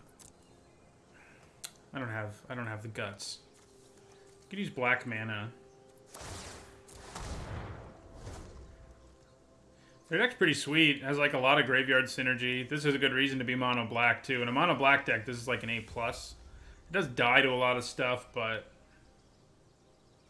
not enough. They probably have another Gorging Vulture. They have another Dread Presence. That would be great. They have another Bloodthirsty Aerialist. Close enough. This is definitely a game they're going to win in the long run. Kill a wolf token here. These guys both get bigger.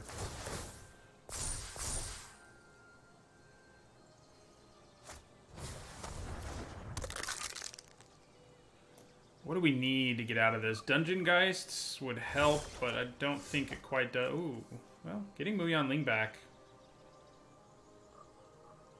could be worse.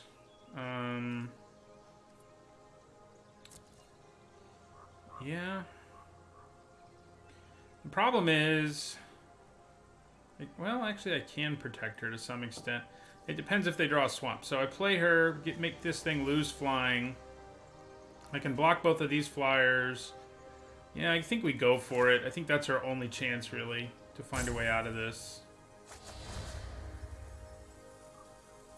Oh, except I can't. It's creatures or lands. So much for thinking about that. That means we're going to play Thicket Crasher. No, it doesn't get Planeswalker. I'm a fool. A hopeful one. I mean, the Brontodon can kill the Pattern Matcher, but who really cares, you know? Ooh. That's pretty much game over. We do still have Howling Giant. Maybe they'll forget it has reach. It's probably the best monocolor deck just because of this rare.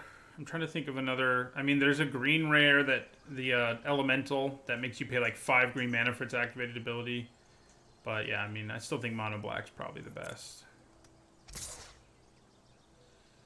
Alright, so let's take the 5.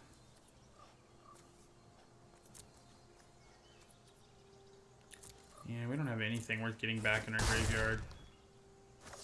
Sadly.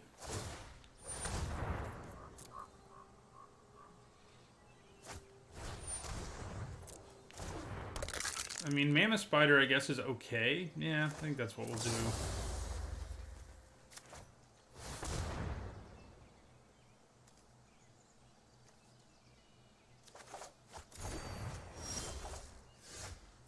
Well, that's interesting.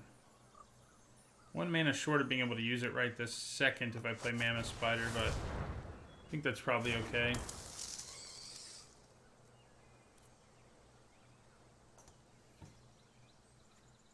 Murder. Something's about to get murdered.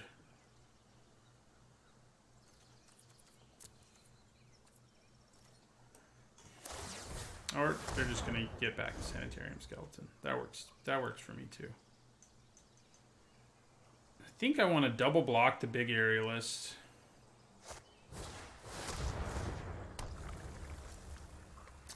Well, that's a pain. It's usually not advisable to go monocolored, but clearly in the draft our opponent did, it was super open. I mean, I don't think they have 3 Bloodthirsty aerialists. No, they only have 2. They just must have recast one. Right, so there's a demon. That's cool.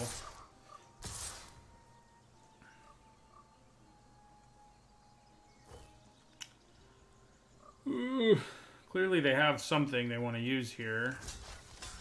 We'll just take the 5.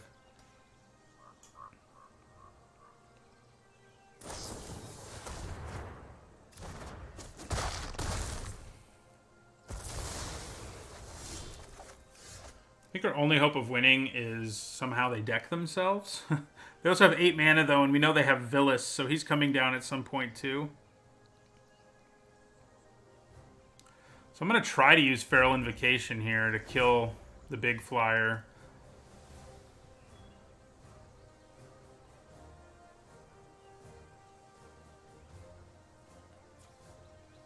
I think there's only 2. Or did I overlook the one in the graveyard? Oh no, yeah, there are 3. Right? Still can kill the big one. In a super risky way. Of course, there's also a 5/5, but at this point, the 6/7 is more of a problem. Yeah, Skeleton plus Blood-Soaked Altar, pretty good combo. Not sure I love it most of the time, but it clearly works in our opponent's deck. It's like discard Sanitarium, both Sanitarium Skeleton, and then sacrifice the other one. Pretty good.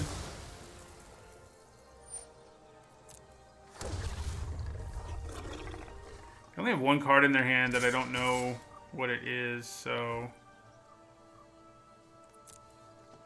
yeah, we'll block this.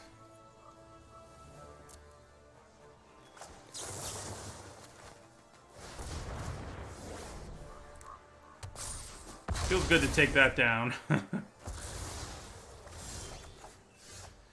they have too many flyers. We're not quite dead in the air, but we're working on it.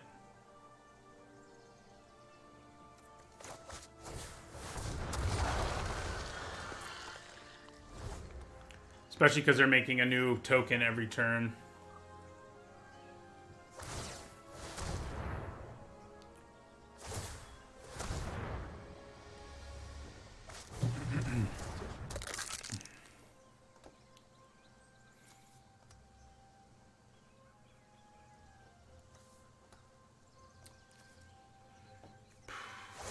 I don't even think Dungeon Guy saves us at this point.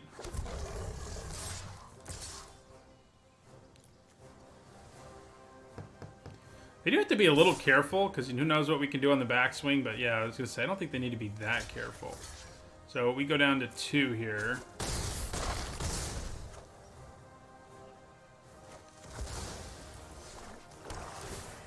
Ah, now we're dead. Yeah. Makes sense. Well, their deck was ridiculous.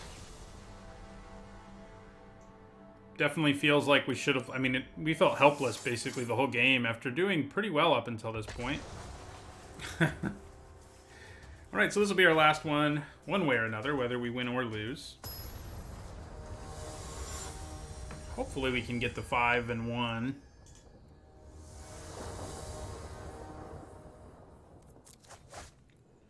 Right, this is decent. you know, we don't have double green. Maybe we don't play anything till turn 4. But I think on the play, that's okay.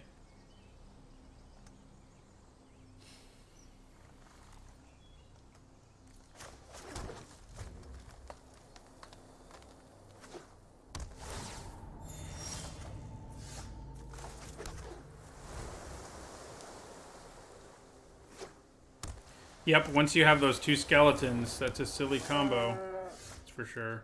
Okay, well. Yoked Ox is interesting. Our opponent may have the enchantment that makes a creature do damage equal to its power. We have Thrashing Brontodon, though, so... Not that we can play it right now, but... I think I want to play Octoprophet the most here because I really need to find an additional green mana at some point. It also blocks pretty well, so...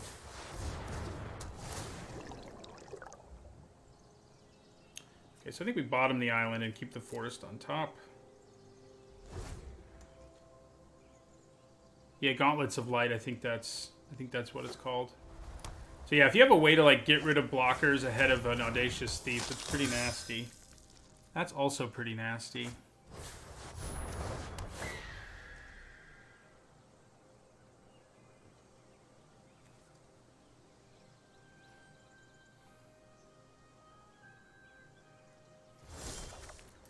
Okay, so play our Mammoth Spider. So yeah, Knight of the Ebon Legion gets to be pretty ridiculous. And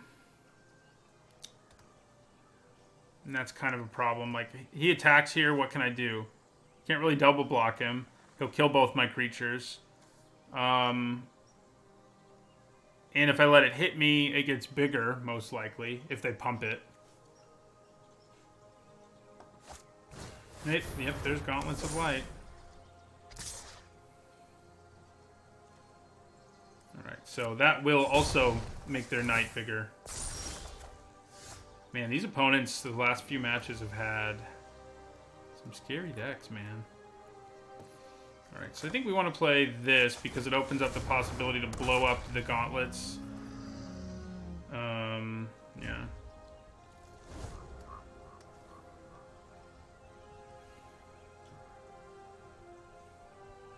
Which would give me a 2-for-1 if they don't realize that I can do that. I'm sure they do, though. Let's see. And if they do attack, there's a chance that they have removal or something. Fair enough.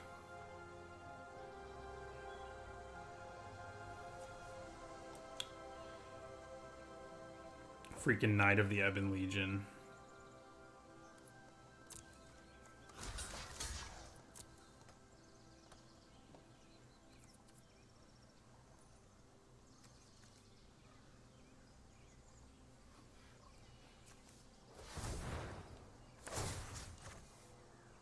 Oh, you know what? I'm stupid.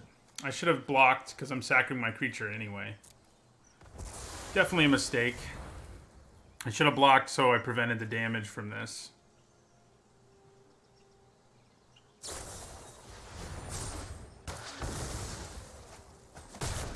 Okay, well that really sucks. Because now we don't get to kill it. I mean, you know, we still did some work. Unsummon's not too bad here. Let's play our Thicket Crasher. Yep, I missed the block for sure, the White Russian. Could have taken 2 less damage at least.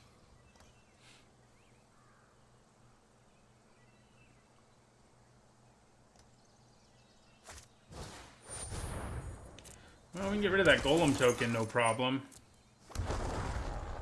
I don't think I want to do it right now. I think we have enough mana that it's not like a necessity to get rid of it immediately. Well, I think I attack with my Thicket Crasher.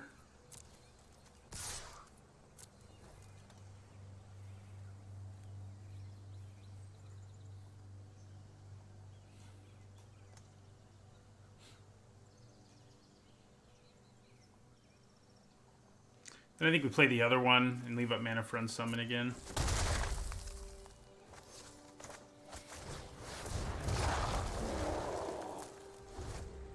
So I think I declare a block on the golem if it attacks me, and then use unsummon if they try to use a trick on it, basically. Yeah, at least they didn't pump the Ebon Legion. That is true.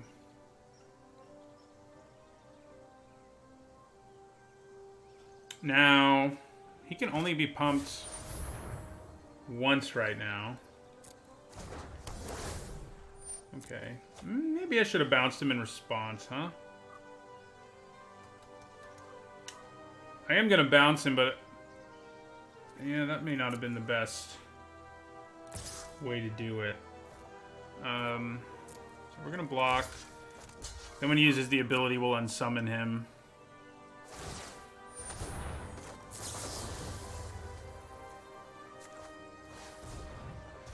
I do make them use up more of their mana, but they drew an extra card, so I don't know that it was worth it.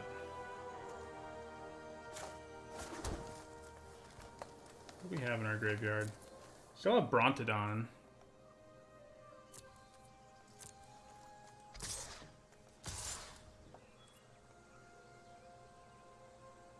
Ooh, we don't have Unsummon anymore. Yeah, it's okay. We'll trade for a Golem.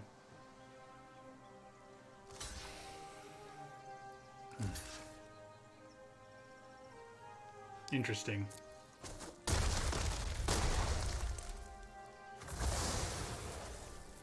I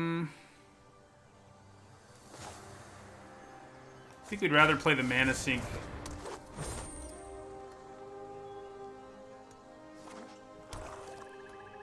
So Knight's gonna come down again.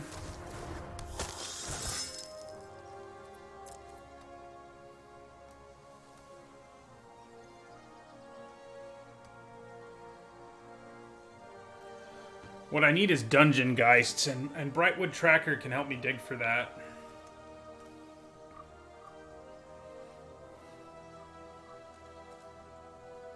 Can only use this ability once, so it's only a 3/4 at this point. So I think I actually attack again with this Thicket Crasher.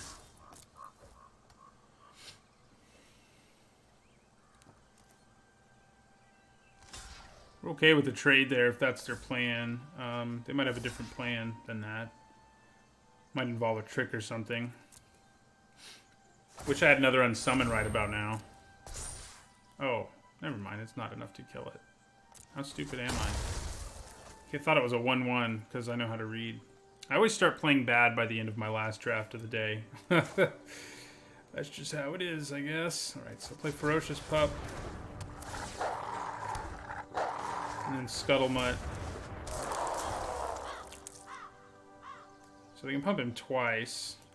I mean, we're getting to a point where it's like, I'm just going to have to, like, quadruple block him. Nope, didn't see the Twitch Rivals event yesterday.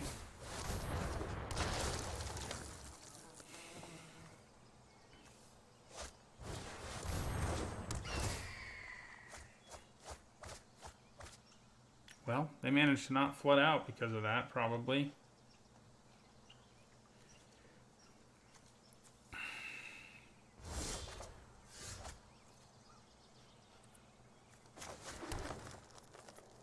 We definitely just ended our turn.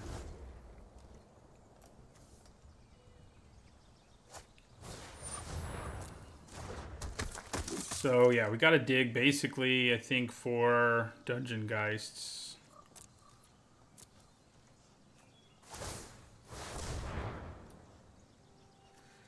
Okay, well, Muyan Ling just went to the bottom. That's a little frustrating, but that's okay.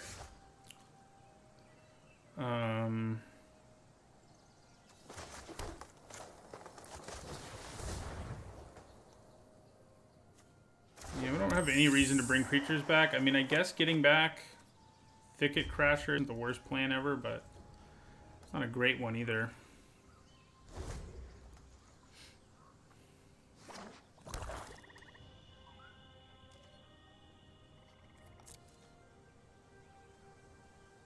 We've got 8 mana, so...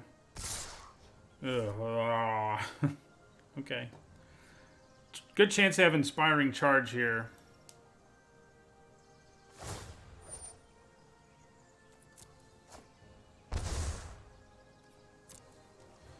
Okay, so... With Inspiring Charge in mind, I'm going to block like this.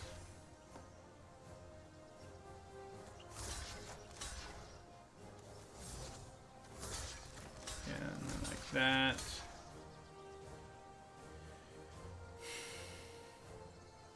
Man, Inspiring Charge is going to suck.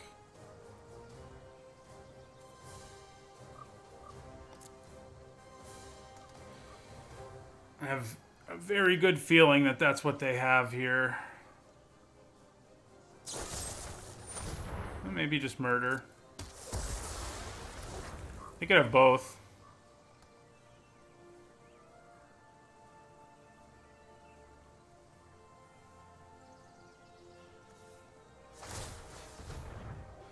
We want to make her big enough to kill the vulture, and I think that's worth it. We can pulse and get back our spider, which is probably what we'll do.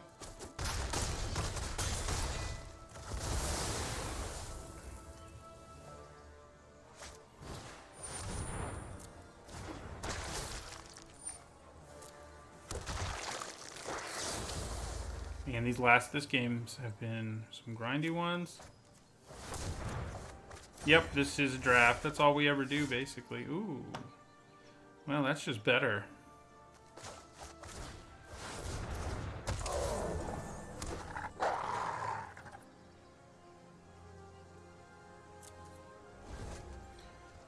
We are in the last match, one way or another, of this draft.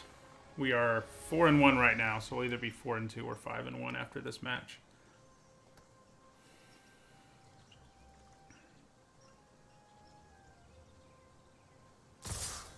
Okay. So they could still have Inspiring Charge and just decided it wouldn't be worth using last time.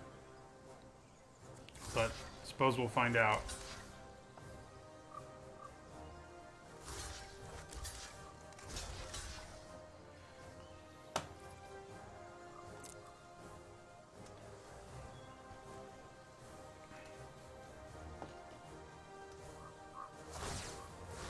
Yeah, you get big. Hit me hard. Need to dig for my Dungeon Geist pretty desperately. I think if we get Dungeon Geist, this game is very winnable.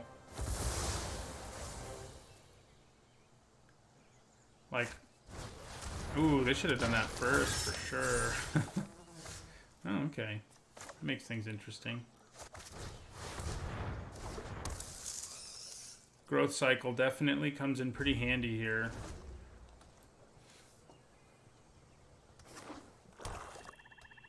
So 5, 6, 7, 8, 9 mana is what they've got. That means they can pump this 3 times, which means he'll be an 11. An 11, 12. Cool. How much do I have to block with to kill that? If I'm also using Growth Cycle to get... So that's all, I think I can get by here just blocking with these two. Because that's 8 damage. Let's make sure we're doing the math right. 9 plus 2. Yeah, so it'll be an 11, 12. Oh no, we need to block with one more thing. Yeah, so that's 10. Wait. 8 plus 3 is 11. Yeah. So yeah, we have to do more than that. So that will be how we block.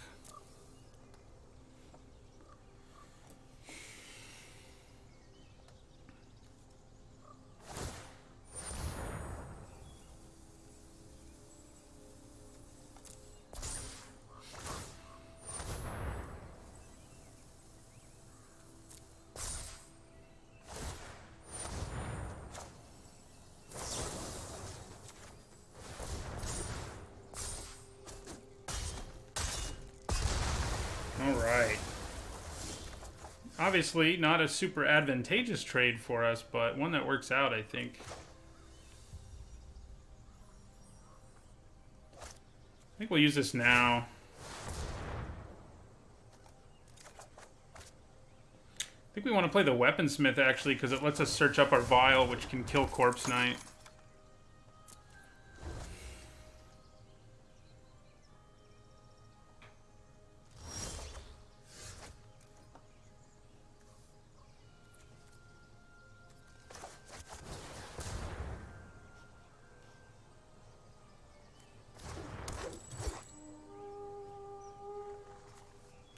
So, yeah, we'll just do it now.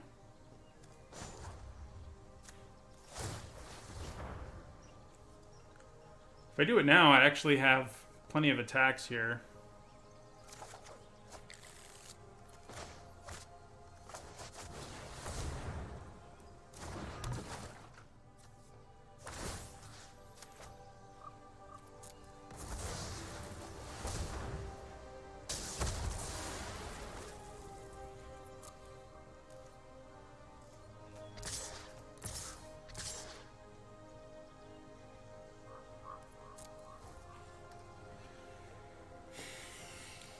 Might manage to turn this around. Ooh, that doesn't help our cause, but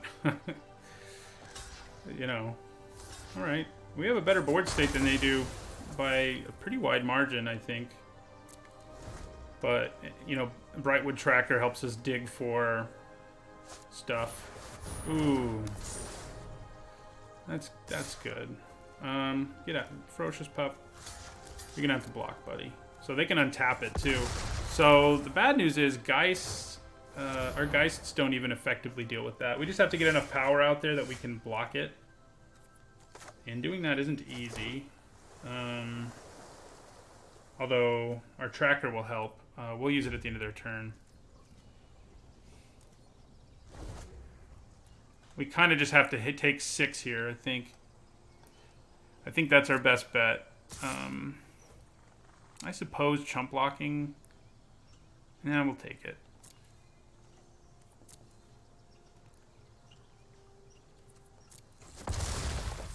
Ow.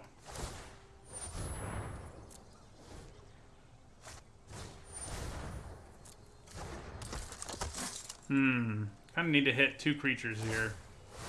One with this. Ooh.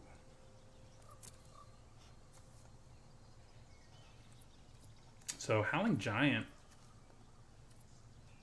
is pretty good here.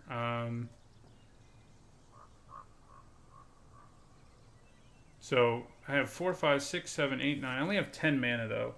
So I can't play the Giant and Gravedigger. So I think we just kind of have to go for Geists. What else can I get back from my graveyard though?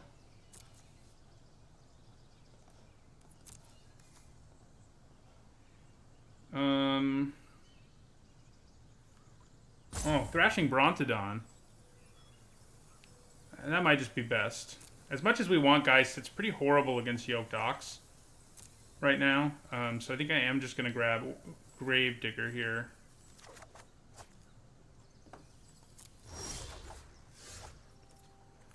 Okay.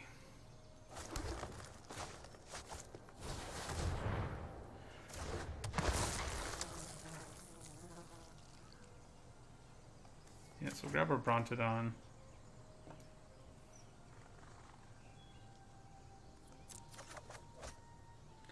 Play our Brontodon. Also have mana up for Feral Invocation, so... This has been a long one.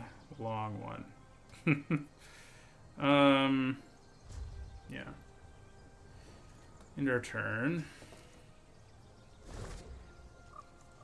I feel less bad about putting our Geists on the bottom because of we obviously have the tracker in play.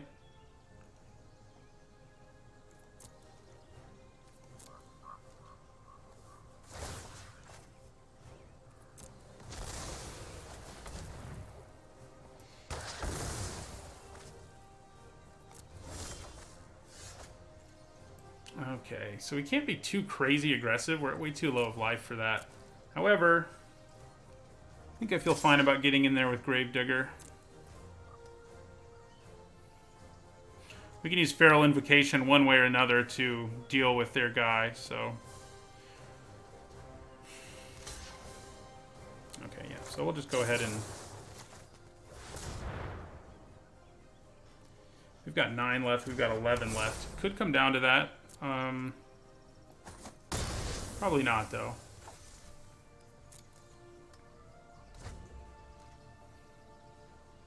We use Brightwood Tracker at the end of their turn.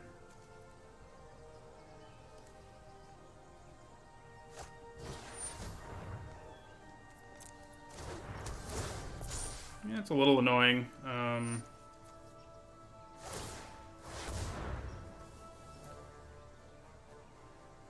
Oh, yeah.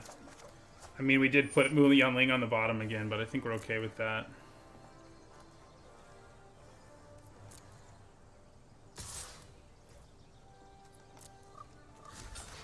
Chump block with the Weaponsmith, who's already done his job. How much of... Yeah. Yeah, okay. So... I think we just attack for... we can get away for 6, actually, here, I think. We can... Yeah, I'd rather do it like that, though. Obviously.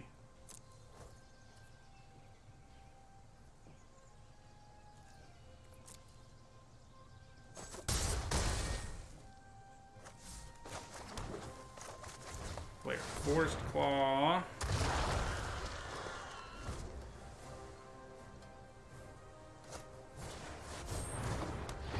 Well, that's not good. That is really not good.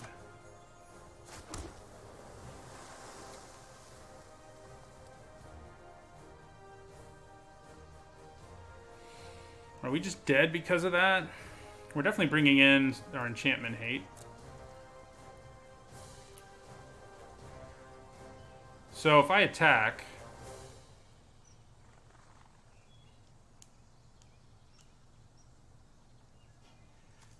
do we still have a spider in our deck? No. Mammoth Spider's in our graveyard, and so is Howling Giant. Let's think here. So if I attack with everything, they block Force Claw, and they don't die, and then they kill me with Anvil Rot Raptor. So, I think we might as well try to do something with Brightwood Tracker here.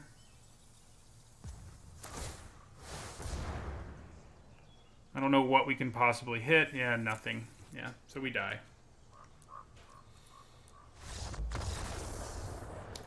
That Anvil Rot Raptor wasn't nice.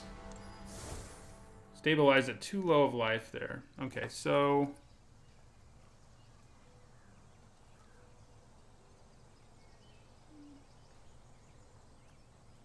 I think we probably want Veil of Summer. And we probably want Natural End. And even though Growth Cycle came up big there, so did Feral Invocation, I think I still want to lose both of them. Yeah. I don't have another creature with reach, do I? I have my own Anvil Rot Raptor, but... Felt like we were going to turn that around, and we really had, but playing a flyer was not good news for us.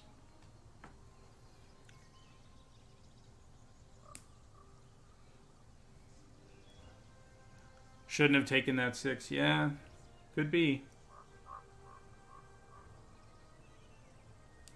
Hindsight's 2020, though. Like, there weren't that many cards in their deck that lost me the game. Had to be a flyer.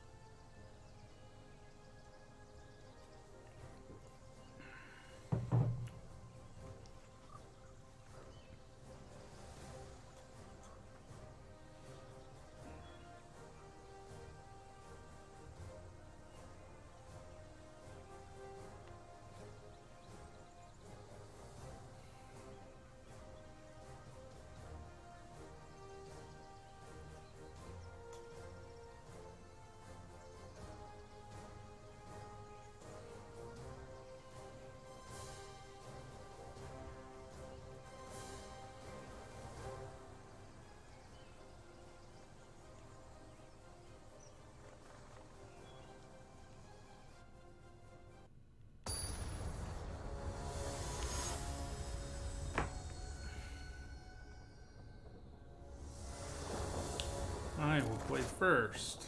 Alright, this is a pretty good hand.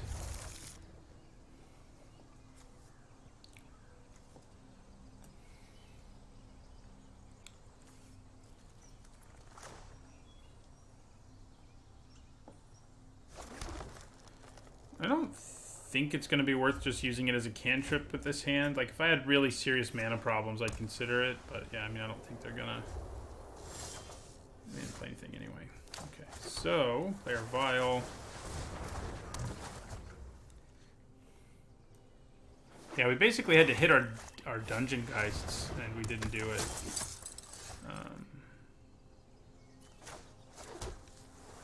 We're just gonna go ahead and do this, because we have the mana.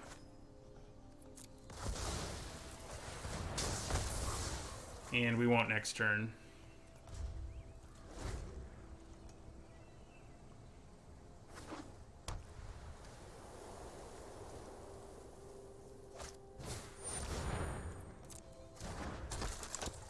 So, is it worth Veil of Summering here? It might be. Probably not. So, let's play Thicket Crasher, I think. I'd rather have it die than Dungeon Geist, so... Next turn I can play Dungeon Geist and leave up Veil of Summer for most of their removal spells. Oh. Why? Also, why? This opponent's deck is sweet. Night of the Ebon Legion is just such a beating. This is the first time I've had it really destroy me. I've played it when most of the time I've been lucky enough to have shock or something. Not this time. Dungeon Geist is going to have to come down and tap something. Well, maybe not. Yeah. You can use this ability once at this point, right? Yeah.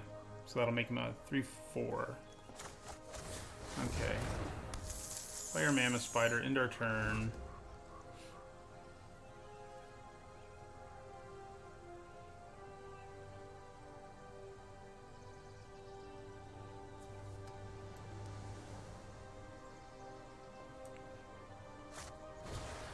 Oh, God. Such a beating. They're just going to be drawing cards off of it. Well, that's officially what we're going to have to tap down with Dungeon Geists.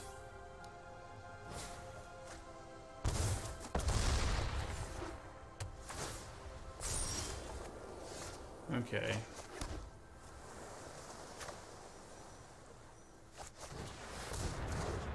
Hello, Jen Stukov. Ugh. Well, no attacks. We gotta get rid of that Knight of the Ebon Legion one way or another, too.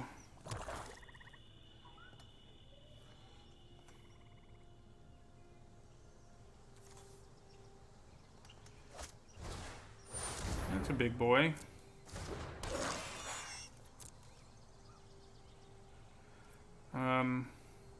Do I want to use Veil of Summer to try to hit my 7th land for Howling Giant?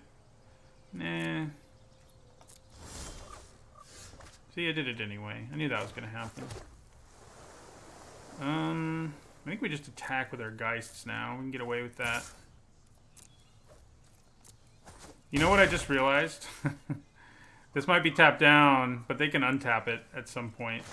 So they can't do it now. But I do need to remember that in the future. Yeah, the Gauntlets does let them untap, so that was kind of stupid. I think we were dead if we didn't do it, though, because they're just going to draw so many cards, and there's nothing we could do about it. So let's see if they untap here.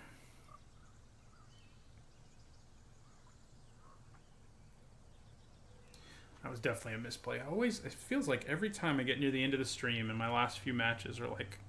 I'm already prone to misplays, but my number of misplays or mistakes increases drastically. I think we try to double block it and kill it with our 2 reach creatures. That's our best bet here.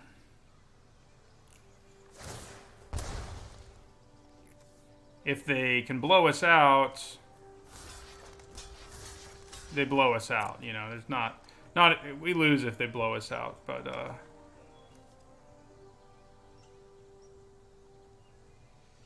let's hope they can't. Let's hope they have to lose their thief at least. They do. Thank God. They drew them so many cards that losing Glaring Aegis and Gauntlets of Light isn't that big of a deal for them. Okay. well,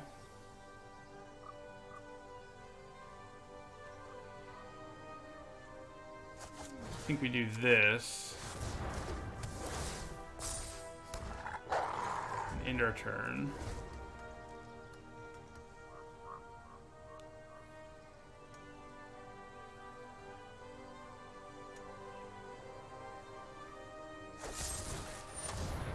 Aha! The dream. That's it right there.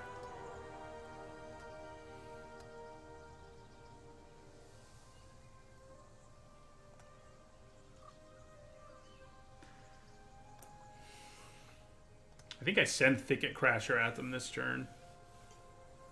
Bad news is it'll make their creature bigger if they take it, but... Oh, it's only your end step, actually. So that is... That makes it a little better. Good God, like... Why do they have a Gauntlets of Light deck? What's that about?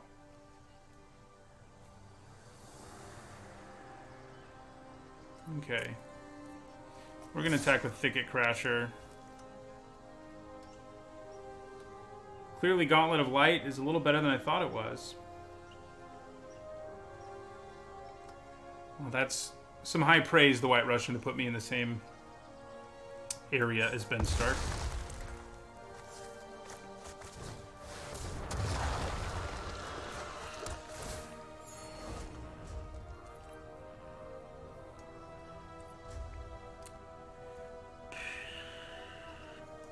You definitely can chump block the Knight for a while, but if they leave up 6 mana, I can't really attack anymore either, so...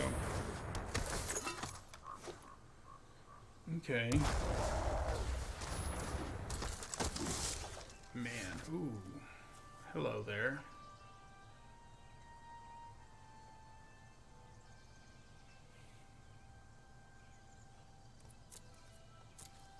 I think I'm going to attack with both of these. There's a chance I find a way to sneak in lethal with Unsummon, like if they decide they're going to take one. I don't think they will.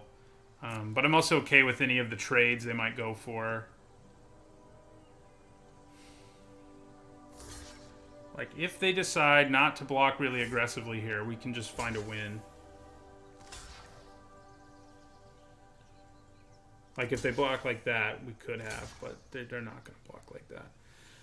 However, I can still blow them out pretty hard. I unsummon the Golem and then kill both of those. Trample for 1 and trample for how much more? Maybe I should have just attacked with everything. Probably should have. So, yeah. I could also... Wait a second. No, that's 7 toughness. I was saying maybe if I bounce this, I trample for enough, but I don't.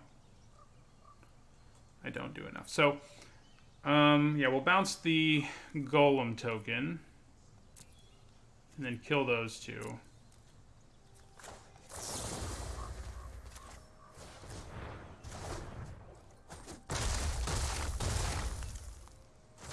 Yeah, if I'd attacked with everything, they would have been dead there. They could have blocked differently, but it would have been ugly blocks for them. So that was a mistake, too. Apparently I should stop streaming sooner than I do. The bad mistakes are real. Yeah, we are going over today. Because of how long this one's been.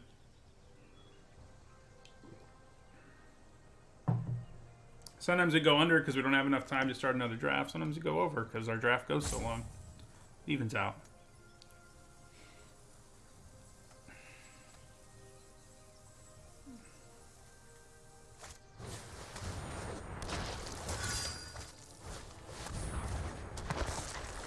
That is not enough to keep them alive. Yeah, so they should be dead. That's 5 attackers, 3 blockers. Yeah. Glad we won that one anyway. Alright, so this will be our last game one way or another.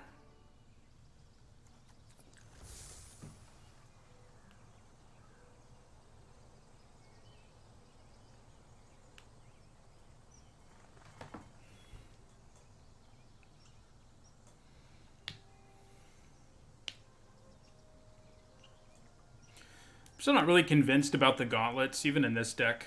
Like, I don't know. Just doesn't seem worth an aura to me.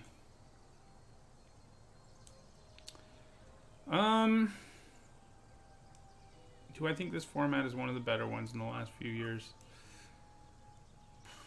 Maybe. It's not as good as Dominaria, but it might be better than the rest since then. I think the last format like I really loved, I mean, I like all drafting, but the last format I really loved before Dominaria was Battle for Zendikar, Rise of the Eldrazi, not Rise of the Eldrazi, but Eldritch Moon, etc. Ixalan was fine, but I don't, yeah, it's early. But right now I'd say that's probably true.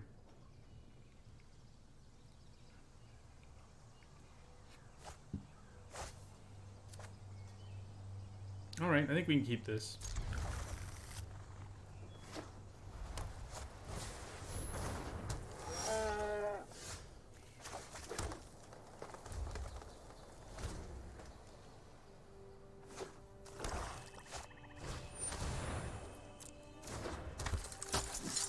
Might take a big hit here if they play their gauntlets here.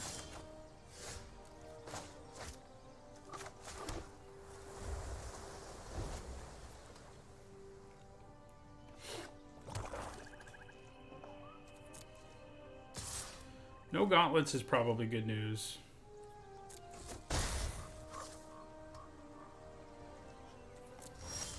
So is not playing anything. Alright, so I'm gonna play Scuttlemutt. Probably. It opens up more possibilities in future turns. I can't block, obviously. Effectively, anyway.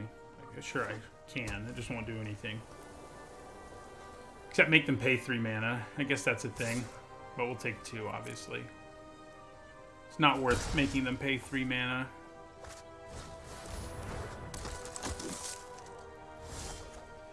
Okay, so hopefully next turn we can play our Vorst Claw.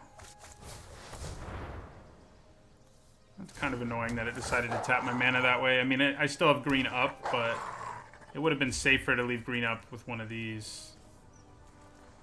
So, although obviously, yeah, if they play a black removal spell on my Scuttlemutt, I can use Veil of Summer. So. Yeah, I'm going to take another 2 here. Another 4, rather.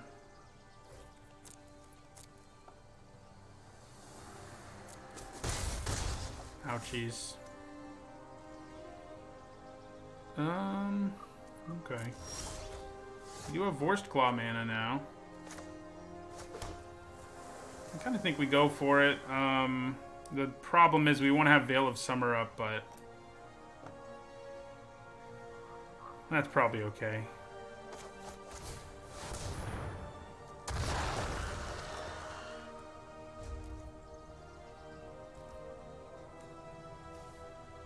Yeah, they've got murder or something. Yeah. That is a little frustrating just because, like, its Veil is so good against that. We can get it back with Gravedigger on the bright side. Yeah, I mean, I think I just take another 4 here. They're definitely beating us down early, but I think we can turn a corner. Oh. Why do they get that every game? What's that about? Okay.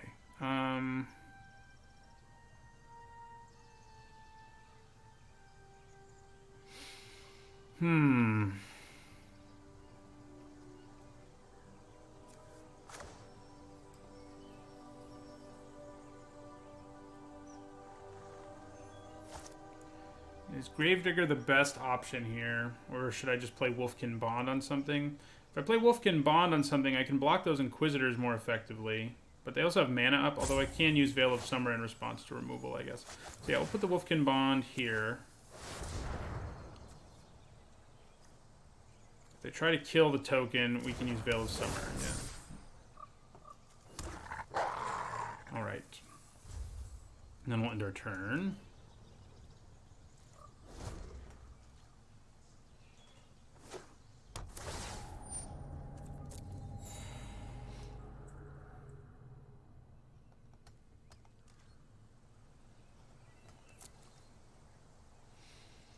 So they can only pump him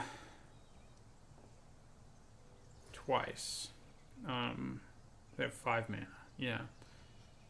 I mean, they can only pump him once, which gets him to a 4/5. So I think we're going to throw these wolves in front of it. If they try to use removal to blow us out, we can use Veil of Summer. If they just want to kill both of those, I think we're okay with that.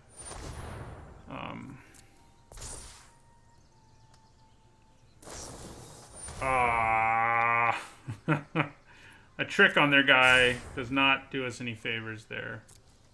Yeah, I think we lose. I guess Dungeon Geists might get us there. I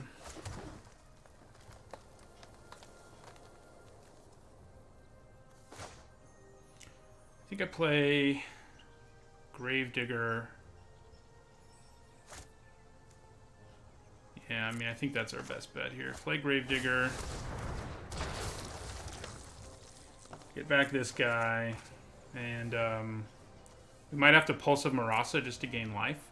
Or destroy our own Scuttlemutt just to gain life. That is a real possibility here.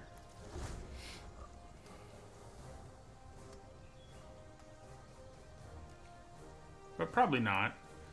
I can at least block with Ferocious Pup and then Pulse of Marasa. Yeah. So we'll block this, and then I think we go to 4.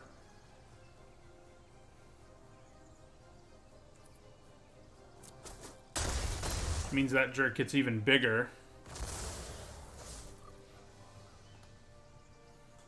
Yeah, we have not been capable of much resistance in this game.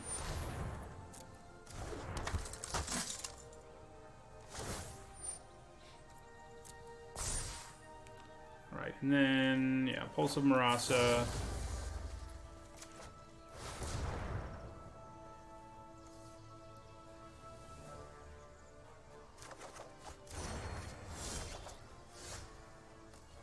Okay, so that means I can get away with just playing the big guy here.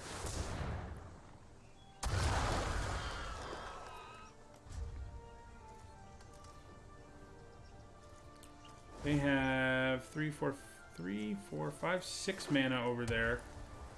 So they can get him up to 9, 10, which means we have to triple block him. Actually, triple blocking him doesn't even work, does it? That's great. Well, now they're not going to attack, probably, so maybe that works out for me. I think I have to use Veil of Summer here just to draw a card if I want to have any hope here. Yeah, so we're going to do that. Ooh. Oh, no, never mind. You're already too big. I forgot you were big. Frustrating. Okay. Gain a little more life. Play a Ferocious Pup. These games have been so long, but, like... Yeah. This draft will be a long one. As with this stream.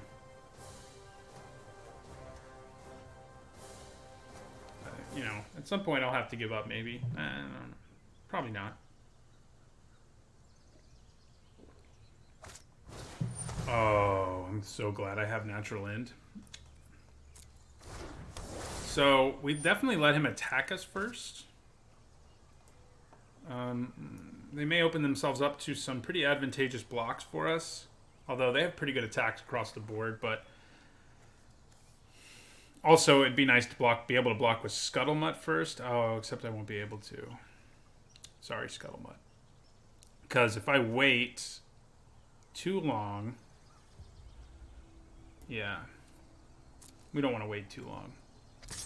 This may work out for us.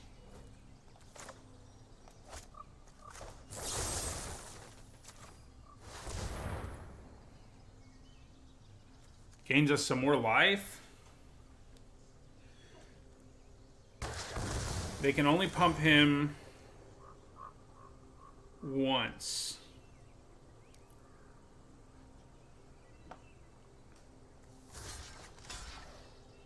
Do I commit more than that to blocking him?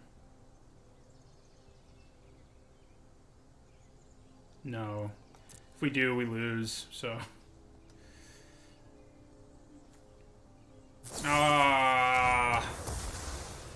We wouldn't have been able to block him anyway, is the kind of good news there. It's not really good news.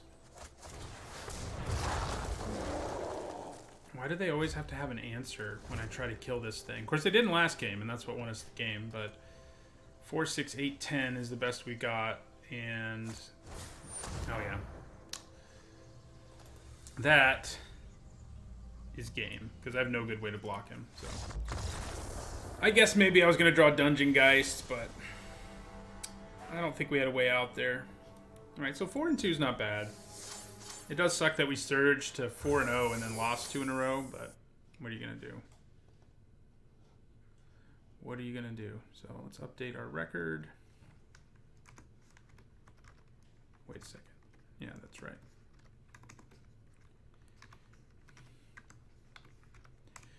Alright, well that does it for today's stream. I will be back tomorrow to do some more Core Set 2020. Thanks everyone who stopped by.